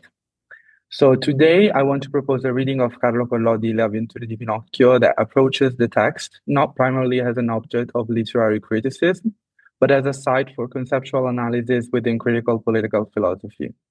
My aim is not to identify queer characters or to attribute sexual identity to the puppet. Rather, I want to examine the temporal and normative structures through which childhood is produced as a political category within the text. Queerness in the framework I am developing, or I will try to develop, is not treated as a fully formed oppositional sexual identity, but as a mode of temporal and relational disalignment within normative developmental trajectories. What Catherine Bond Stockton in The Queer Child calls growing sideways, rather than straight toward prescribed heteronormative familistic adult outcomes of education.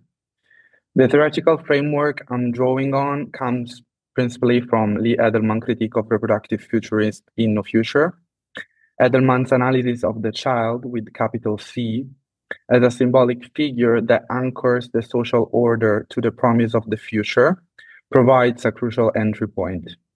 For Edelman, the child is not simply a biological category, but the privileged emblem through which society secures its investment in futurity, the horizon toward which all political meaning is oriented. This conceptualization allows us to understand Pinocchio's transformation into a real boy, not simply as a narrative closure, but as the production of the child as a political figure. Drawing also on the anti-authoritarian critique developed by René Schrer and Guy Hockenham in Coyer, I propose to read Pinocchio not merely as a successful narrative of pedagogical discipline, but as a text structured by persistent indiscipline.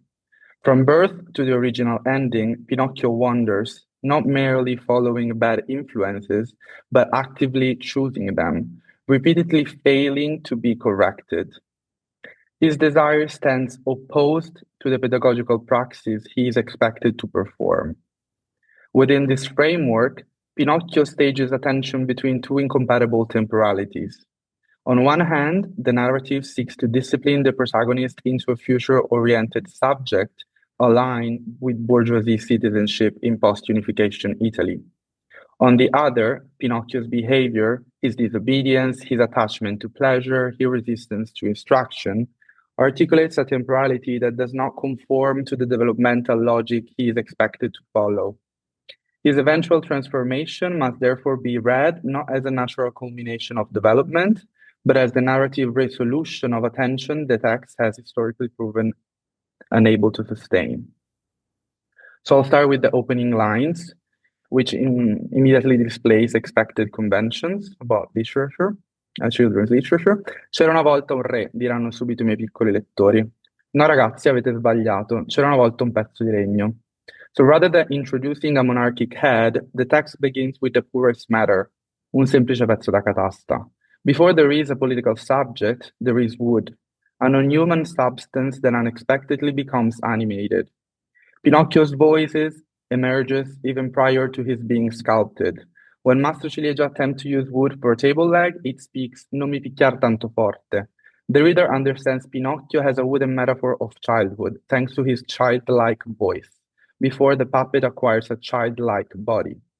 This animation precedes form. Pinocchio moves and speaks before being shaped, leading Mastro Ciliegia to gift the talking wood to Geppetto, who will make of his childish wood a wooden child, a marionette, traditionally a puppet led by strings. Zaki Zamir has argued that although Pinocchio is represented as a puppet or as a marionette, he is not properly one. A puppet is defined as an object animated through external manipulation, pseudo-animation, in which life is simulated. Pinocchio, by contrast, is not controlled by an external agent. His movements are spontaneous, excessive, uncontrollable. Throughout the book, he runs wild, swims, climbs trees, actions incompatible with having strings attached. His strings are not material, but symbolic. They reframe Pinocchio as a metaphor for the symbolic dependence of any human child on elders.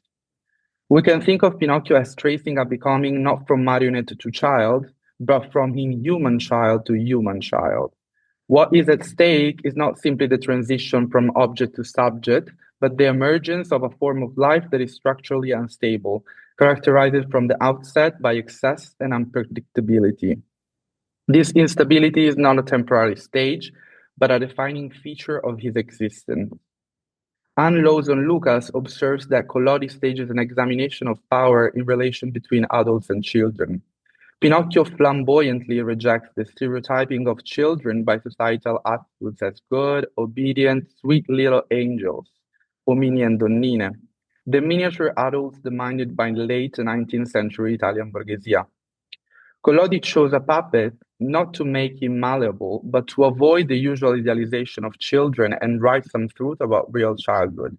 It is in this sense that I read Pinocchio's wooden childhood as quirante litteram, not referring to sexual identity, but to a temporary ontological condition, a form of life not aligned with the expected linear progression from childhood to adulthood in a nationalist framework. The puppet's body represents a different mode of being, one that cannot be fully subsumed under the idealized figure of the child. This reading can be specified by considering Pinocchio's relation to paternal authority. Geppetto's desire to produce a compliant son is clear from the get-go. Ho pensato di fabbricarmi da me un bel burattino di legno, ma un burattino meraviglioso che sappia ballare, tirare di scherma e fare salti mortali. Yet this desire is immediately frustrated. While Geppetto sculpts, every wooden organ opposes him, eyes that stare, a nose that grows faster than it can be cut, a mouth that mocks, hands that steal his wig. As Jean-Marie Apostolide highlights, the exaggerated growth of the nose symbolizes the futility of patriarchal attempts to curb male insubordination, whether we read it as phallically or not. Once the feet are finished, Pinocchio kicks Geppetto in the nose. Geppetto teaches him to walk. As soon as Pinocchio learns, he runs away a salti come una lepre, like the street boy he was born to be. Running too fast, he is seized by a police officer, but considering what Geppetto might have done, Geppetto is jailed while Pinocchio runs free, following his desire against adult wishes. The text is framed within an imaginary built on masculinity and animality. The insulting polendina, effeminizing misgendering, and animal epithets such as asino, somaro, scimmiotto are exchanged as equivalent insults, suggesting that inhumanity functions as a form of queerness. The ecological imaginary connecting wooden nature to animal encounters announces Pinocchio's future. He will face various animals and becomes animal himself, performing as a dog, transformed into a donkey, swallowed by a pescecane, and we can go on. Pinocchio's wooden body functions ambivalently. On one hand, it marks him as incomplete. On the other, it provides resistance to incorporation. As long as he remains a puppet, he cannot be fully subjected to norms governing bourgeoisie childhood. He can fail them, but not be killed by them. As Stephen Broom and Natasha Hurley argue in Furioso, queer childhood tends to appear in cultural narratives in displaced or metaphorical forms. Pinocchio's wooden body can be interpreted as such a displacement, staging a form of childhood that cannot be directly acknowledged within normative frameworks. I now turn to Pinocchio's hanging, the decisive point where the novel stages the reproductive failure of its pedagogical logic. The ending of chapter 15, where Pinocchio hangs from the great oak, marks the moment when the project supposedly concludes. Pinocchio thinks, "Oh babbo mio, se tu fossi qui", e non ebbe fiato per dir altro. Chiuse gli occhi, aprì la bocca, stirò le gambe e dato uno scrollone rimase lì come intrizzito. Before revision, Collodi's serial text terminated not in moral improvement but in death.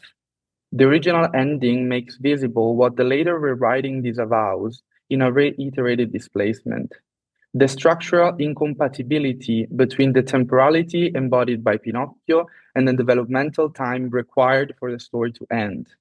At times, Pinocchio almost transforms into a boy, yet always running away before it happens. The words Collodi wrote but never published at the end of the first version makes this explicit. Amici miei, avete dunque capito? Tenetevi lontani i cattivi compagni e i libri cattivi, perché alla vostra età un compagno cattivo o un libro cattivo possono essere molte volte cagione della vostra rovina. The child has been a creature of chronology.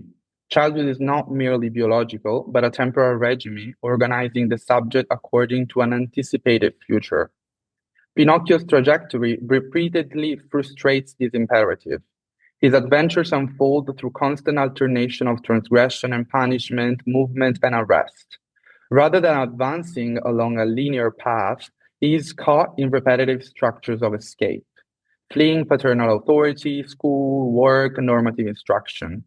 This persistence makes him legible not as a subject of lack, awaiting correction, but as a figure of temporal noncompliance, or at least in this reading. The hanging condenses this logic with a particular violence. Suspended between life and death, Pinocchio is also suspended between two temporal orders. Hanging literalizes suspension as both physical and temporal. His body is frozen, rattrizzito, and so is the narrative of growth. The educational novel reaches an impasse.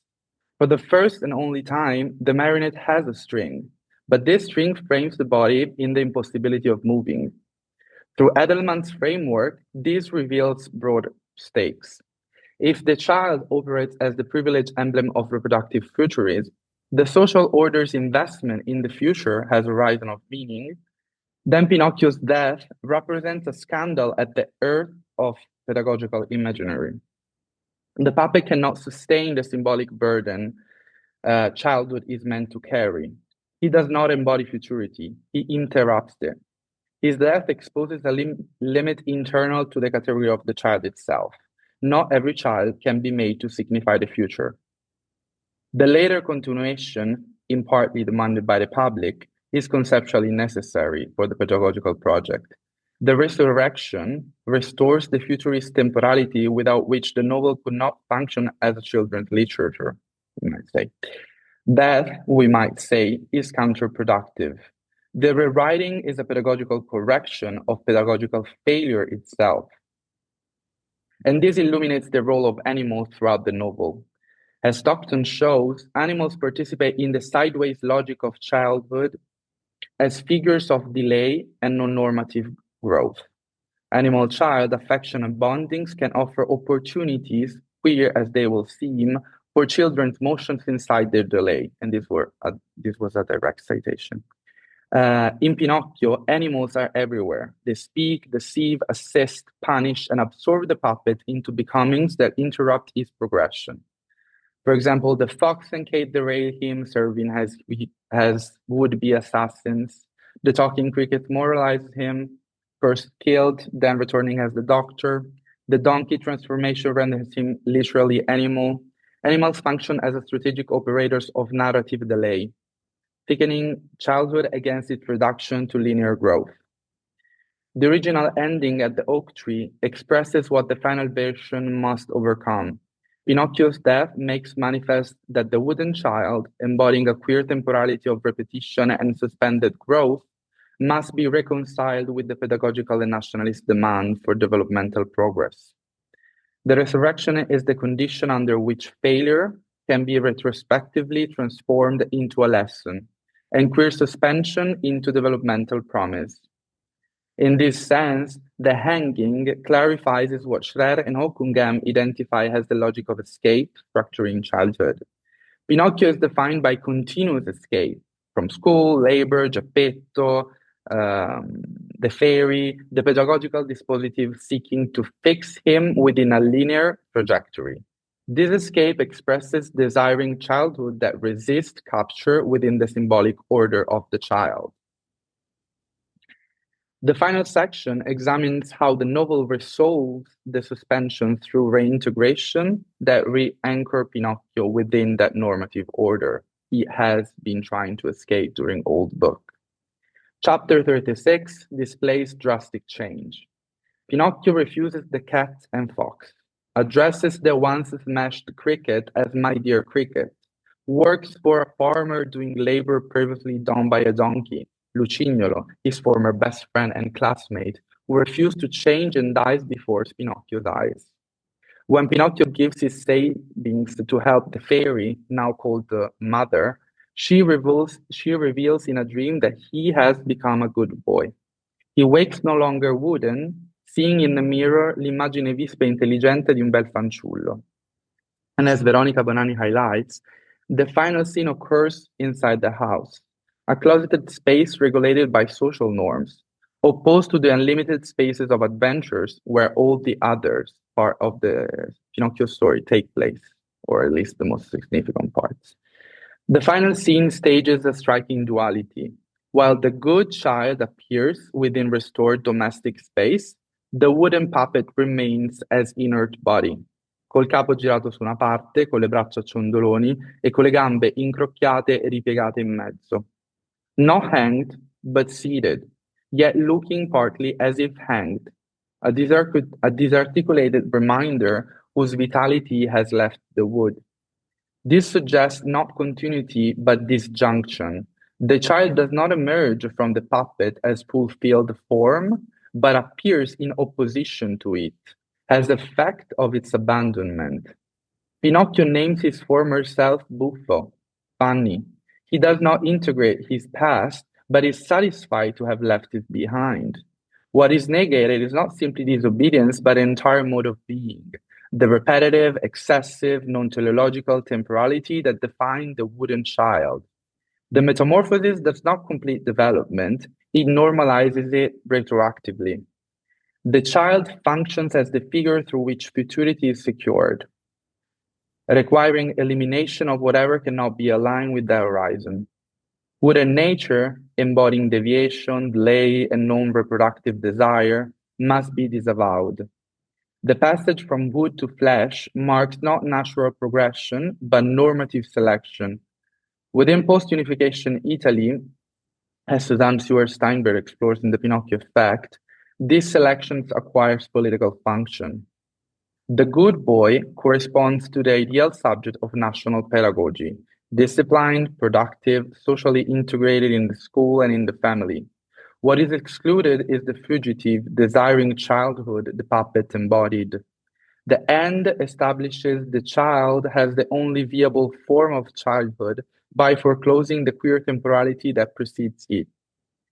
From bad wood to good flesh names not maturation but transformation, in which one mode of existence must disappear so another can take its place in the family, and therefore in the nation-building project. If Pinocchio has ever been a puppet, it has been in the same sense he still is in flesh, children as puppets of the nation. This paper has argued that Pinocchio's trajectory from wood to flesh should be understood not as a developmental fulfillment, but as a normative closure. The wooden puppet embodies temporal non-compliance, repetition, deviation, attachment to pleasure, resistance to discipline. This queerness is temporal and ontological, a mode of existence that cannot align with linear progression toward productive adulthood.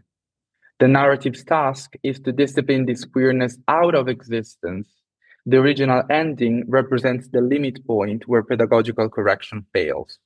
The rewriting reconfigures this failure.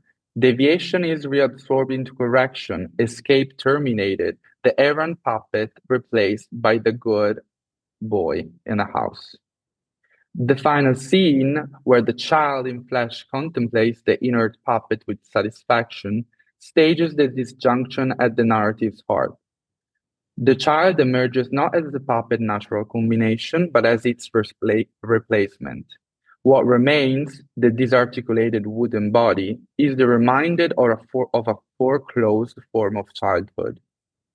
To read Pinocchio queerly is not to impose an anachronistic framework, but to illuminate the temporal and normative structures organizing childhood itself. What the wooden puppet makes visible, through persistent refusal to be straightened, is that the child is not a natural category, but a political one, produced through exclusion of forms of existence that cannot be aligned with futurity. The transformation from bad wood to good flesh names not growth, but selection, the emergence of the child at the cost of the queer child who preceded it. Come ero buffo quando ero un burattino, e ora come son contento di essere diventato un ragazzino per bene. Thank you, I just finished. Thank you very much, Andrea. I have done a lot of work on Pinocchio, so I have a lot of questions, and I might ask a few things later on. Yeah, but now we need to move on to the last talk in our panel, and it's a double talk. We have the pleasure of having two speakers, and I'm going to introduce them. First one is Caterina Brandoli, who's a teacher of literature in lower secondary school, holding a PhD from the University of Ferrara. She has collaborated with major publishing houses like Einaudi, Feltrinelli, Mulino, and carried out university teaching activities. Her research focuses on Italian philology and medieval travel literature. She published a critical edition of Viaggio del Marchese Niccolo d'Este al Santo Sepolcro, and she has participated in several conferences, including Scrivere nella Scuola Oggi, and in team research projects that have resulted in various publications. Second speaker is Giada Quaranta, who holds a research master's degree in gender studies from Utrecht University and the University of Bologna, and an MA in Italian studies from the University of Bologna. Her research explores Italian women's and queer narratives in relation to rural place and environmental humanities, with thesis titled Legarsi alle montagne, l'Abruzzo narrato da Natalia Ginsburg, Ave des Spedes, Virgilia D'Andrea, Maria Ardizzi e Donatella di Pesantonio, and Di là del mare, narratives of multiple selves in women's and queer Italo-Canadian writings. She's qualified to teach Italian history and geography in secondary school. I'm very fast because I want to give you more time. The title of their talk is Teaching Ecological Consciousness, a Classroom Approach to Italo Calvino's Il Barone Rampante. Please, the floor is yours. Thank you. Thank you.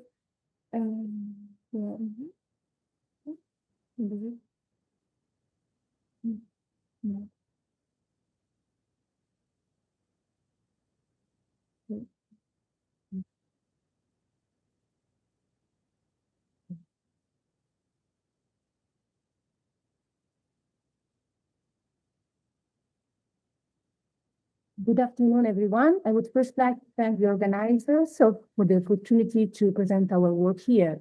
Our contribution presents a year-long pedagogical experiment conducted in a second-year middle school class in Ferrara, centered on a shared reading practice around Italo Calvino's Il Barone Rampante, 1957. Our aim was to reflect on the educational power of narratives and to promote reading as a transformative experience. The project pursued multiple objectives: to establish a shared read-aloud practice sustained throughout the school year, to introduce an eco-critical interpretive perspective to young readers, and to integrate creative practices for reimaging the novel's content, investigating the effects of this approach in terms of ecological awareness, expressive confidence, and interest in reading. This research aims to weave together the perspective of environmental humanities, which provide interpretive tools for reading literary text as sites of ecological reflection, and of ecopedagogy, which renews the educational process by integrating the emotional dimension of learning and promoting practices that foster emphatic identification with the environment. The choice of the novel fell on Il Barone Rampante as a polysemic text, entering into dialogue with the challenges of modernity. Our contribution, therefore, proposes to examine it through three perspectives. One, the eco-critical interpretation of the work. Two, its value for civic education. And three, the didactic use of the text for development of soft skills. But let us turn on to the novel's protagonist. Through an eco-critical lens, Cosimo Piovasco di Rondeau's choice never to touch the ground again is reread as a model of symbiotic coexistence.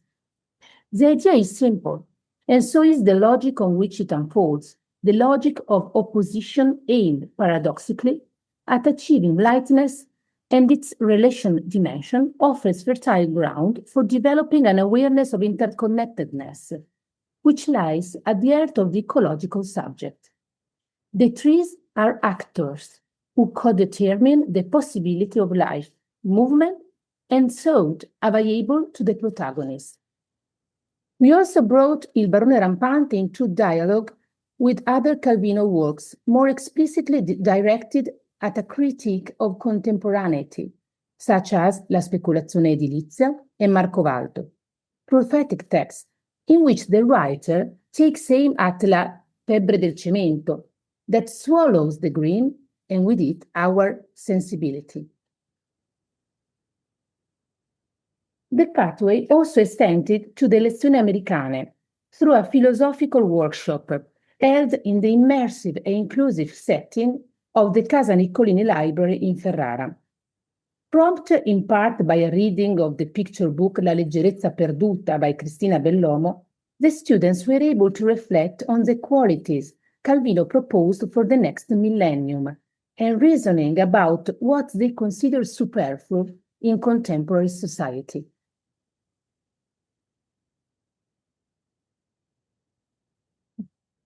The choice of Il Barone Rampante as a privileged text for introducing an eco-critical perspective grew out of our encounter with the work of Serenella Iovino, in particular with Storia dell'altro mondo, Calvino Postumano from 2014, and Il Cosmo, la casa e le radici from 2022, an essay I put an extract from here, from this.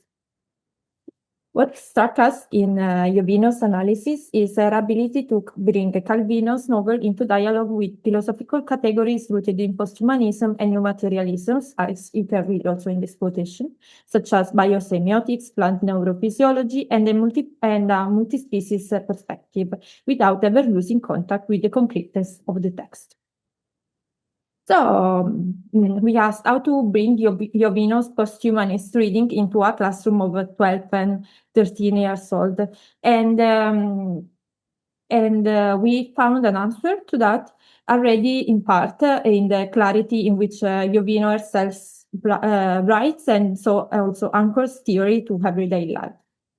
We chose in particular to introduce the eco-critical lens through two key concepts, literary ecology and the Anthropocene.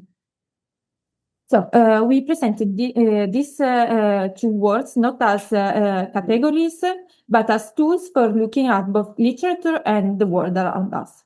Regarding literary ecology, we explained that literary ecology is a way of studying texts by asking how landscapes, animals, and climate are narrated, and how these narratives in turn shape the way we think about and treat the environment. The Anthropocene, by contrast, is the name of our epoch, so an era in which human activity has been has transformed the planet in visible and profound ways, as Paul Crutzen observed in 2000. So then, drawing on Jovino, who defines ecology as a discorso della casa, talking about homing, home and house, from the Greek oikos, we showed how deeply the theme of ecology was rooted in Calvino's own biography, raised between Cuba and Sanremo, the son of an agronomy and a botanist assistant, and formed in a Ligurian landscape that was already marked by the advance of cementification. These perspectives, about the Ligurian landscape, allowed us to put in dialogue Il barone rampante with La speculazione edilizia, also written between 1956 and 1957. Jovino reads the two texts as two novels in conversation, one from the 18th century and from the height of a still luxuriant forest, and that text for Jovino tells the prehistory of a landscape. The other, La speculazione edilizia, comes down to heart and finds that landscape that is already transformed. So, by this comparison, we presented Il barone rampante as a narrative ancestor of La speculazione. And Cosimo, with his gaze from above, offers what we presented to the class as a defamiliarizing viewpoint, an alternative perspective necessary to see what one ceases to see when living immersed in a slowly changing landscape. But Calvino's environmental sensibility does not stop here. And so with the class, we decided to present also three other texts from Calvino, La nuvola di smoke, that is about pollution, Dov'è più azzurro il fiume from Marco Valdo, that focuses on the pollution of water in the river, and also focuses on contaminated food caused by the toxic waste of factories. And then we also presented the example of Deonia from Le città invisibili, a city where everything is bought, used, and thrown away. And because of that, every day a mountain of refuse grows and never decomposes. So in that way, we presented three texts, 3 decades, and 3 different ecological alarms that show how Calvino has been tracing a map of ecological crisis even before in Italy generally it was named as such. Before drilling on the impact of this experience had at a didactic level, I would like to briefly outline the context in which the workshop took shape. The class consists of 24 students, 16 boys and 8 girls, a diverse that includes students with certified support needs, included cognitive disability, and specific learning difficulties such as dysgraphia and dyslexia. Others bring multilingual backgrounds to the classroom. The overall level of the competencies was medium to high, and with this group, it was possible to establish a solid relationship of trust and to create a rich learning environment, transforming the class into a genuine community of aware readers. At the close of this pedagogical project, I would like to share some reflection that also emerged from the responses students gave in the self-assessment questionnaire we proposed to them. The literary ecology workshop had a tangible and profound impact on the dynamics of the class. The most significant result emerged along 3 fundamental axes.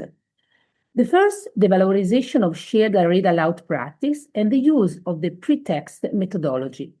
This deep shared immersion in the text allowed students to move beyond the surface of the written page, consolidating quality outcomes beginning from authentic comprehension, with a devoted time and space to talking about reading, a moment of exchange that proved crucial for the students' cognitive and emotional development, and for the enhancement of their linguistic competencies. The second crucial aspect concerns the encounter with the author. We choose not to present Italo Calvino in a traditional way, starting on biographical summaries. Instead, the students learn to know him gradually, guided by his own words and his style. We relied on the power of intertextuality that made the author a living, present voice. Finally, the discovery of the personal and social well-being generated by literature. Establishing a fixed appointment helps students grow familiar with an activity towards which they often feel reluctance and resistance. Then, supported by adequate time and methodology, reading became a vital practice, an exercise and well-being, a space for listening, for quiet, and for authentic reconnection with oneself and with others.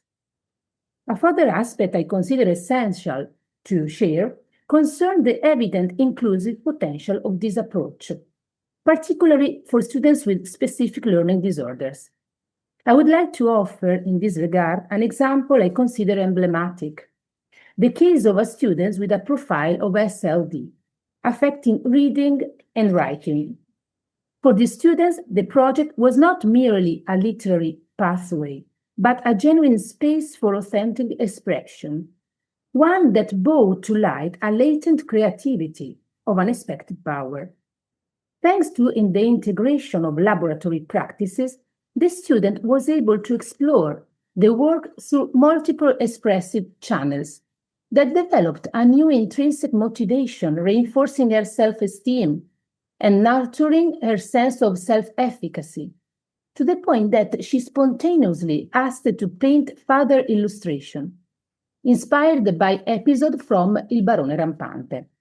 Asked how was the experience of drawing the reading journal cover while listening to the first excerpt of the text, or did it help you get into the story, or did it feel strange? She replied, my experience drawing the reading journal cover was both engaging and tiring, because I wanted to draw so many images and liked the story wasn't easy to understand. I found it strange that the protagonist, angry with his parents, would climb into the trees. I kept thinking back to the monkey going to the Spain, the sister cooking snails, and Cosimo's life in the trees. So, in order to show you what we did with the class, we realized a fanzine. You have the link in the slide, but you can also send it in the chat. And I hope it works. If not, just let me know after, and I will send you the PDF or something else. So at the end of our pathway, in which we did many different activities, we realized a fanzine with all their works and with texts that they wrote together. I will start from the book cover, the fanzine cover, that you have also on the slide, because it's already very meaningful. The image is a collage that was made by the girl Caterina was talking about. And when you open the first page, there is a poem she wrote that was not really an activity connected to Il Barone Rampante, but at the end it's very connected because it was about silence and about an old tree, and it's very powerful poem. Then another important aspect of this fanzine is already the title, Arborescenze. We proposed this word, we asked the class to look at the dictionary for the meaning, and then they wrote that definition of their group and their work. Since arborescenza means the development of a tree that can be small, medium, and big, they said that their work is like a tree that is growing. It is small as us that we discover the activity. Medium because doing photographies and creating a poem with creating a poem help us discovering new things, something more about ourselves, and big because now, after all these experiences, we grew up. So the first activity we did was taken from the pretext methodology. I also put some links here if you want to know more. What we did was to read an excerpt from the fourth chapter without saying anything. They didn't know the title, the author, nothing. And while listening to the reading, they had to draw an imaginary cover of the book.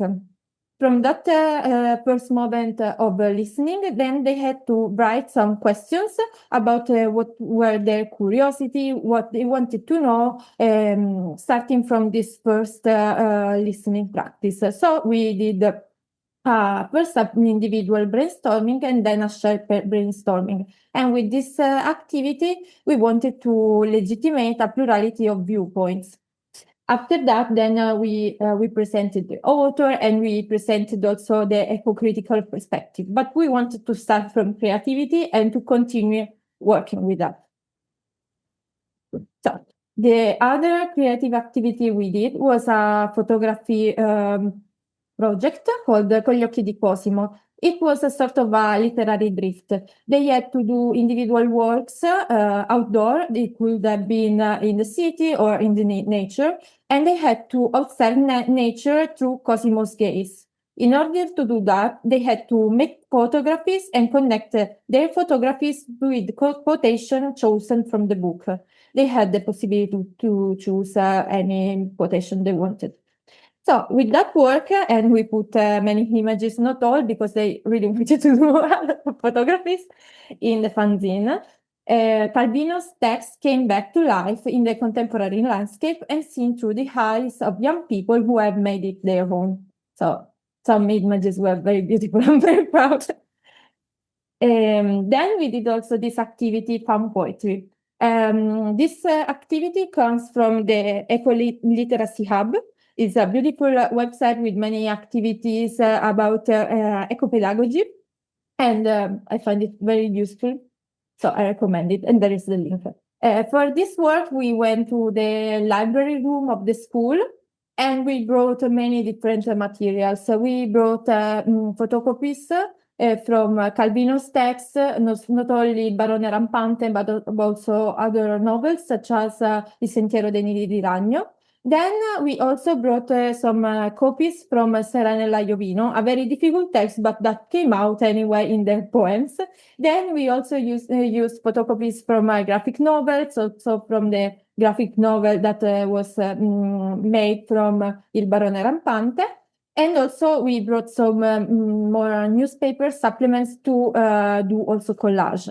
So what they had to do was to choose the words that they wanted and cut them, and then they had to create a poem. Before starting this more creative pace, cutting paper and everything, we first did a circle time in which they talked about what was poetry for them. And already before starting this activity, it was very interesting because they said that it is poetry can be connected to memory, to feelings, but also to protest. Was very interesting. And then they did that activity. At the end, we did another circle time. We put all the poems in the center of the circle, and each student had to choose una alla volta. Had to choose once at a time. I had to choose one poem from another classmate and say why they decided to choose that poem. So what did they like? And at this moment, the author of the poem explained that process. And so we continued the circle. And it was very interesting. And we put all the poems in the fanzine, and here some of them. And I found it very interesting because they created poem, but also we say that he did a sort of prosimetron because he did some poetry and then put some words from Iovino, and it is so interesting. I love it. Okay. As I move towards the conclusion of this talk, I would like to dwell on what represented the culminating point of the entire project, the final reworking. Through a guided collaborative writing practice, the students, divided into small groups with specific roles, had to retrace and explain the various phases of the work together. This phase was not merely a real-world text, but an accelerator of soft skills. The responses to the final self-assessment questionnaire offer us the portrait of a class that underwent a profound cognitive and emotional metamorphosis, which I would like to summarize in 3 major achievements. 1, overcoming prejudice and discovering well-being. Initially, the encounter with a classic was considered something boring and serious. Then the reading hour was described by the students as an originale e rilassante idea, a moment in which, and I quote directly, ci siamo rilassati e divertiti tutto il tempo con le frasi dell'abate Fauchelevent, enjoying the opportunity to condividere pareri e impressioni. 2, the second one, the sharpening of the gaze towards an aware reader. The read aloud practice and the eco-critical focus transformed the way students decode the text. They acquired the posture of a deep reader, stopping to look up unfamiliar words and reaching their own vocabulary. 3, the birth of an ecological subject. Finally, the civic and ecological objective. The students used the novel to riflettere su come nel tempo con l'industrializzazione siano cambiati i paesaggi.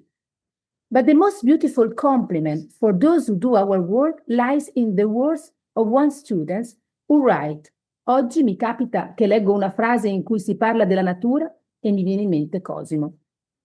And so I believe that when a literary character steps off the page to become the mirror of which a pre-adolescent view the natural world, we can say the educational power of storytelling has once again worked its magic. Thank you very much for the attention. Thank you. Oh. Thank you very much, Caterina and Giada, for this wonderful project. Bellissimo. Yeah, we can start. We can try ourselves. No, we have about 20 minutes to open the floor to anyone who wants to ask some questions about any of the presentations. So if you want to speak, do it now. We can have a discussion and make this little void that Zoom is a little bit less void. Otherwise, I will begin. Okay, Marco, do you have something, or should I? You begin and then I will follow up. Okay. Of course, I want to start with. I mean, I have bazillion questions, but I want to start with Andrea.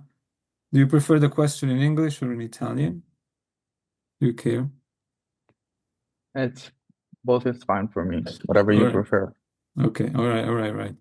So I have, I mean, just a little disclaimer. I have a couple of things with Pinocchio that are, some of them are coming out this year, hopefully, and a couple of initiatives. So I have worked a bit, quite too much on the text. And there I have encountered a couple of queer approaches to Pinocchio itself, and I find them always super interesting. And I really liked your analysis of the child itself. And I guess this is more kind of a curiosity. But I don't know. Have you seen the new Disney adaptation, the live action? The live action version of Pinocchio, because disclaimer, the film is garbage, it's absolutely horrible, but they do have they do reimagine Pinocchio in a queer, like through a queer lens, and you didn't focus as much on the gender aspect of, I mean, more on queer temporality itself, but how would like a queer reading of Pinocchio through the gender lens compare in your interpretation? That's my question. Should I answer or should we? Yeah. One by one. Okay. Thank you so much for. Okay. So thank you so much for your question. So first, I have not like I think I saw it, but like I didn't watch it. I haven't watched it again like recently because I feel like there's so many versions of Pinocchio that if closely to this symposium I would have watched other representation of Pinocchio, my framing of the book by Collodi would have been so much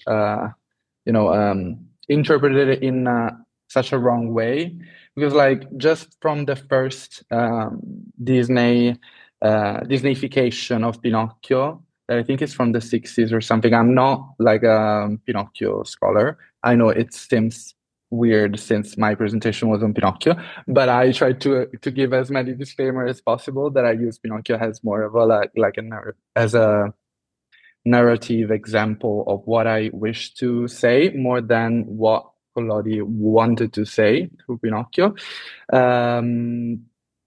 So I know that like Disneyfication changed things. I'm not familiar with the fact that Disney itself has given a queer reading of Pinocchio. I know that there are a lot of queer readings of Pinocchio in the subcultures.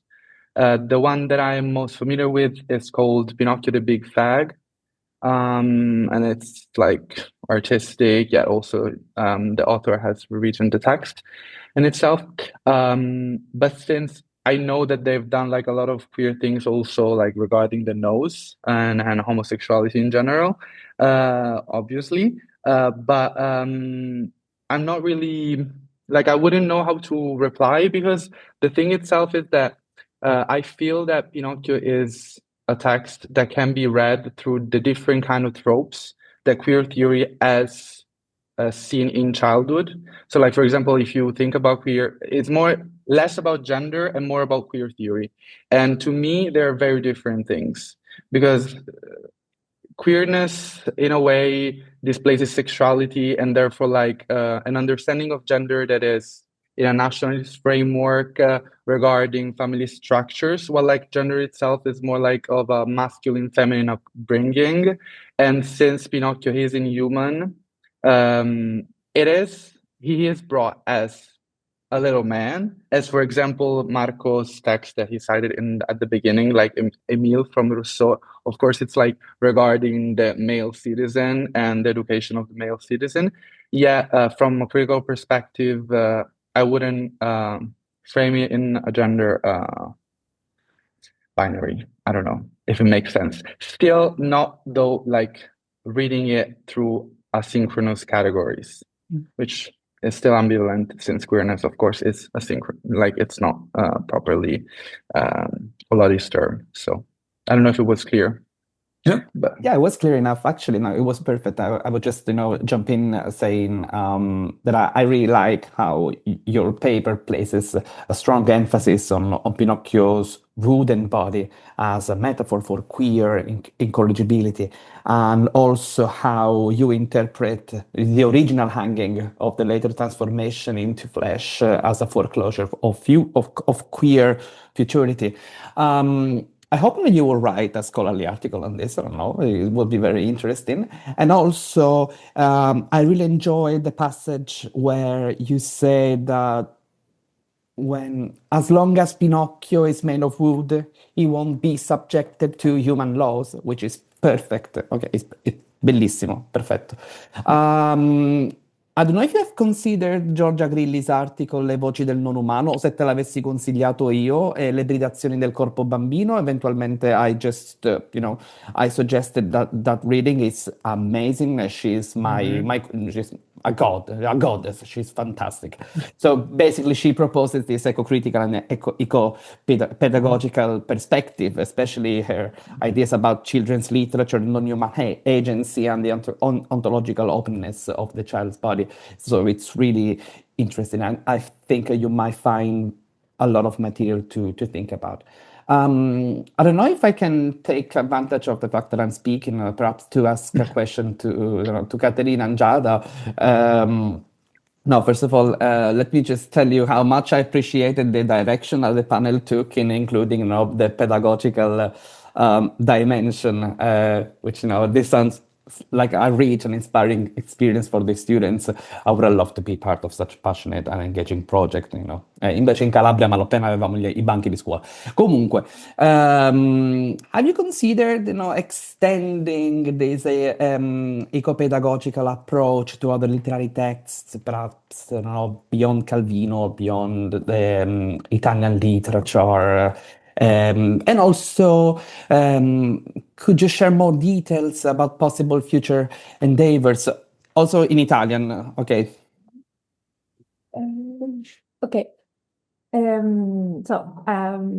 About other novels, like this morning we were thinking like, okay, now next year what book will they read, and we will continue focusing on eco-pedagogy, or we will change the topic, because I think we started with the eco-pedagogy and eco-critical lens because that was my university research background, and also I did some trainings about that, so that was the easiest.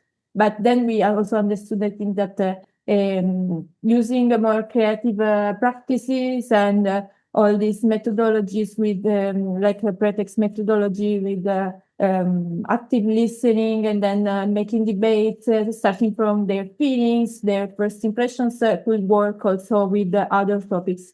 But thinking about other novels to read, this morning we were thinking about Fontamara.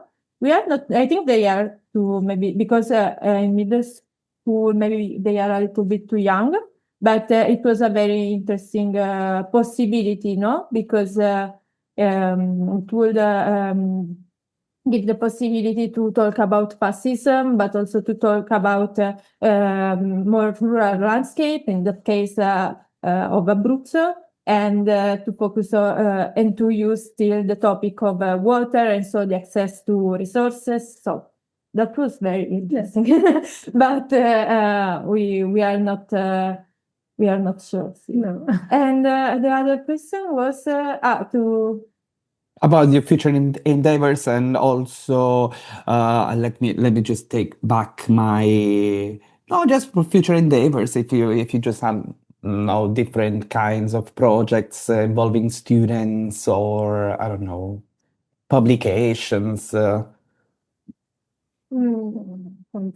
Yes, about this project, and so still maybe this year, the idea is that we did that fanzine. It was more us like printing and doing the more computer job, but they wrote the text, and it is full of their images. This is their work. So our idea was also to present it, but to make it present by the class, like fanzine presentation, maybe in the public library of the city.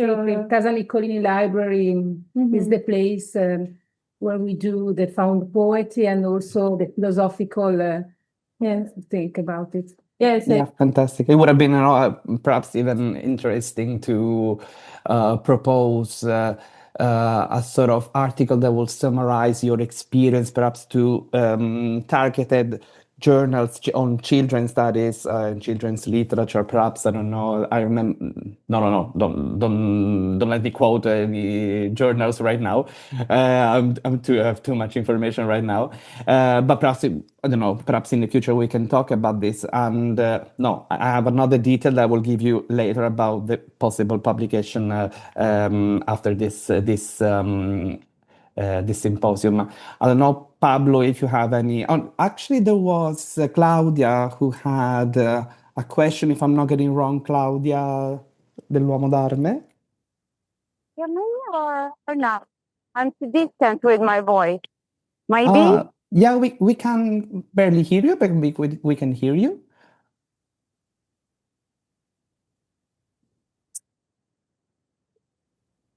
No, we can't hear Yes. you.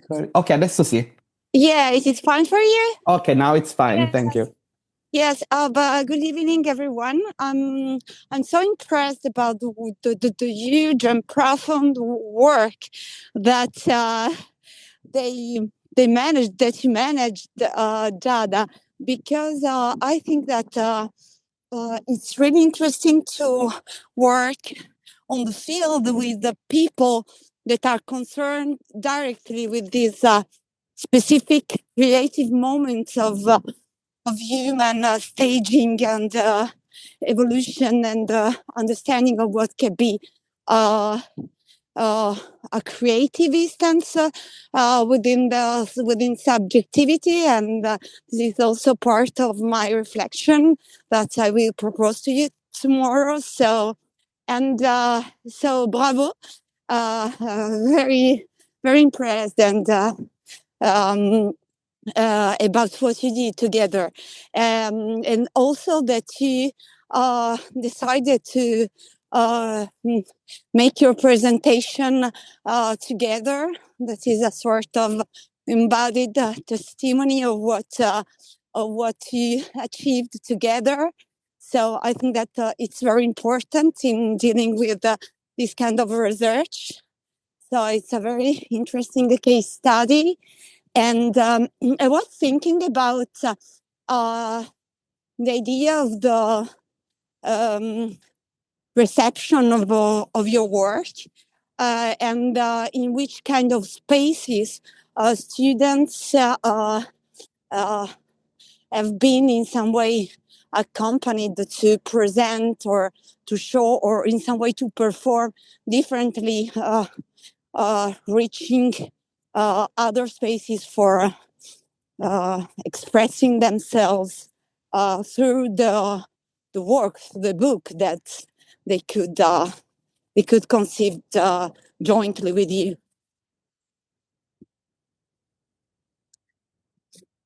Thank you so much. Rispondo in italiano. Per quello che riguarda il luogo, ecco, noi abbiamo scelto dei luoghi, diciamo, che mettessero un po' a loro agio i ragazzi. Tanto spiego un po' il nostro legame. Giada ha svolto il tirocinio nella mia classe seconda, quindi abbiamo fatto questo percorso insieme e quindi si è sviluppato man mano che appunto emergevano i vari input dai ragazzi, quindi è stato un percorso veramente che è cresciuto. E come luoghi abbiamo cercato, purtroppo l'aula è un luogo ovviamente non adatto a queste attività creative, quindi abbiamo scelto la biblioteca di classe perché è un luogo in realtà aperto, cioè non ha porte, è una sorta di atrio dedicato appunto alla biblioteca, e quindi questo è stato il primo. Abbiamo cercato comunque di utilizzare lo spazio in maniera circolare, quindi così facendo in modo che non ci fosse più il setting scolastico, ecco. E quindi in questo modo i ragazzi si sono sentiti più liberi di sviluppare così anche dei prodotti creativi proprio spontanei. Ecco, questo un po' è stato il nostro obiettivo. Per quello che riguarda invece il futuro, intanto anche Casa Niccolini invece abbiamo fatto questa parentesi filosofica sulle lezioni americane. Casa Niccolini è una biblioteca della città di Ferrara dedicata solo ai ragazzi, quindi loro hanno proprio questa cura per lo spazio, quindi tutti i loro setting sono proprio con cuscini per terra, quindi già si predispone il dialogo, il dibattito.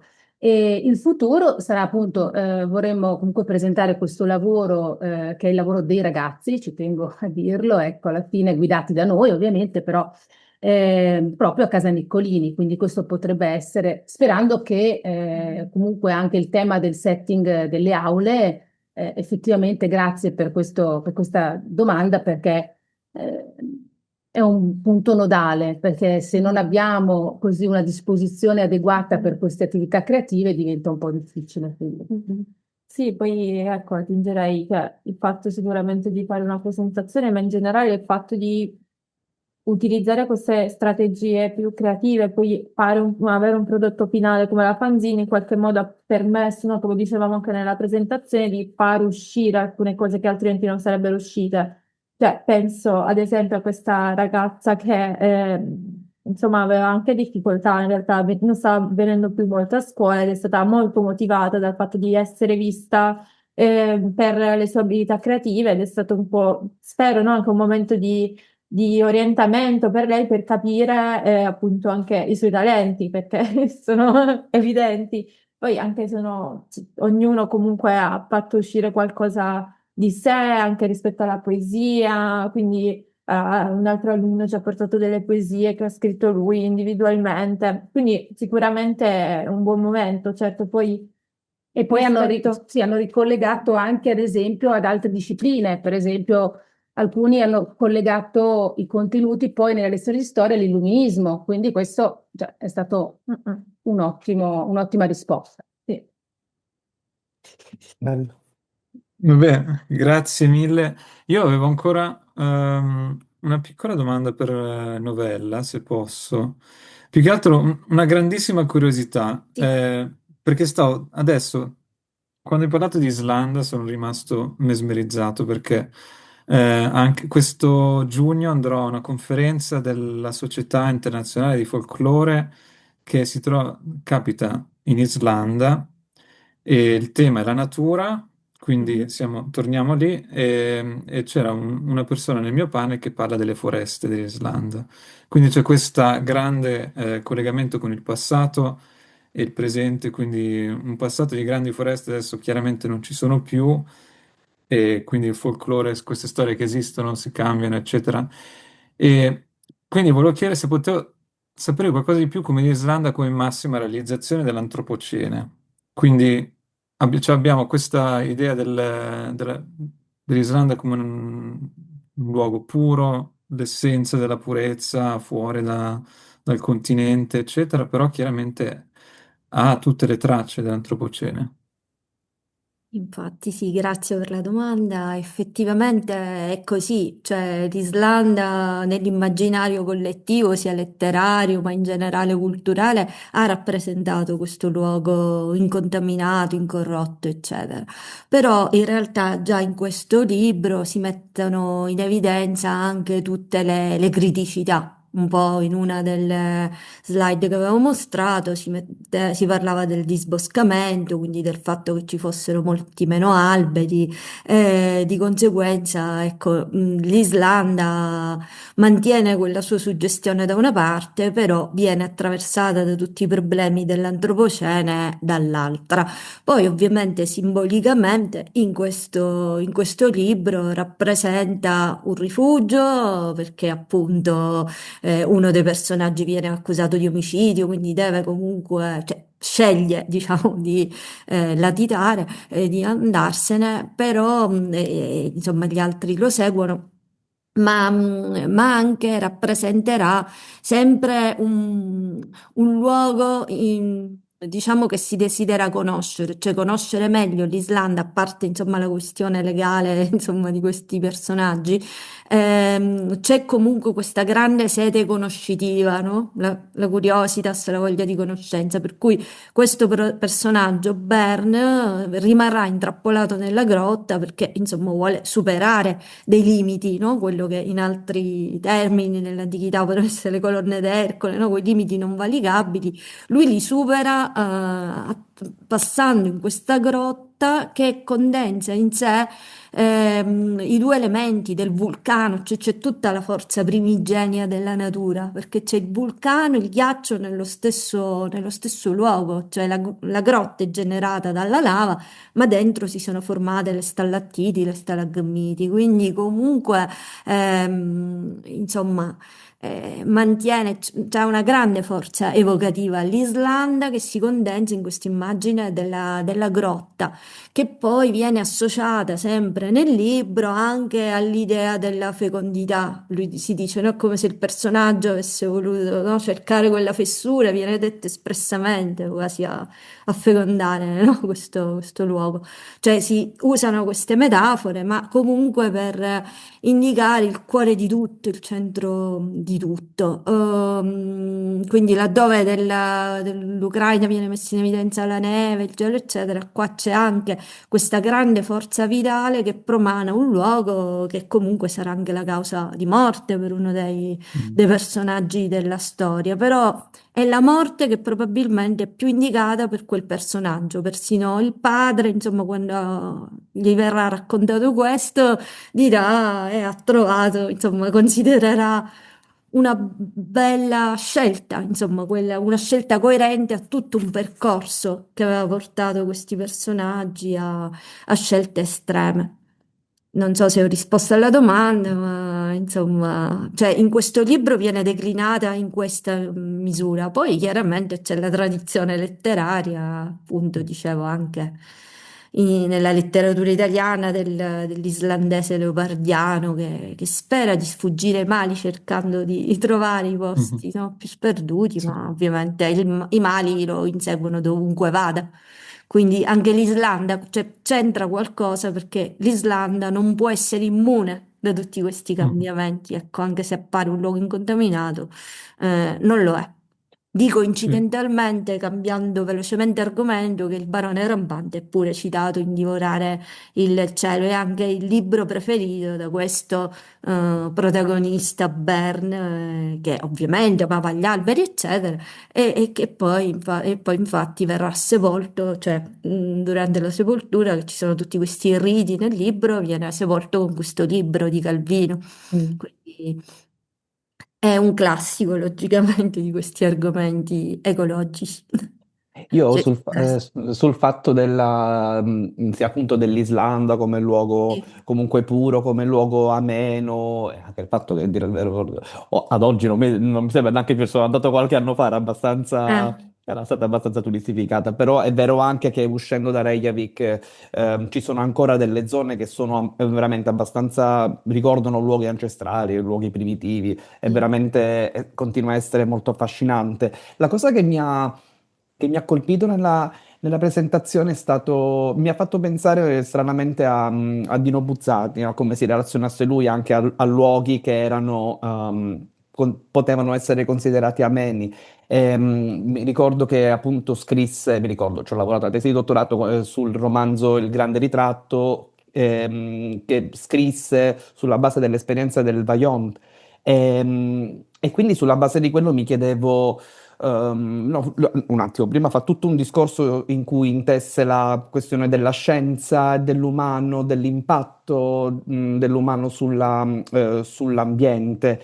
E quindi mi chiedevo invece come si relazionasse Giordano proprio perché poi lei a un certo punto ha detto che ogni finale di Giordano conserva comunque un barlume di speranza, se non ho Sì, detto sì. male, mentre invece per Buzzati c'è qualcosa di un po' diverso. E quindi Sì. mi chiedevo se la scienza o l'impatto dell'umano, ecco, per Giordano come fosse presentata, se l'umanità fosse una soluzione o un problema, oppure magari entrambe le cose.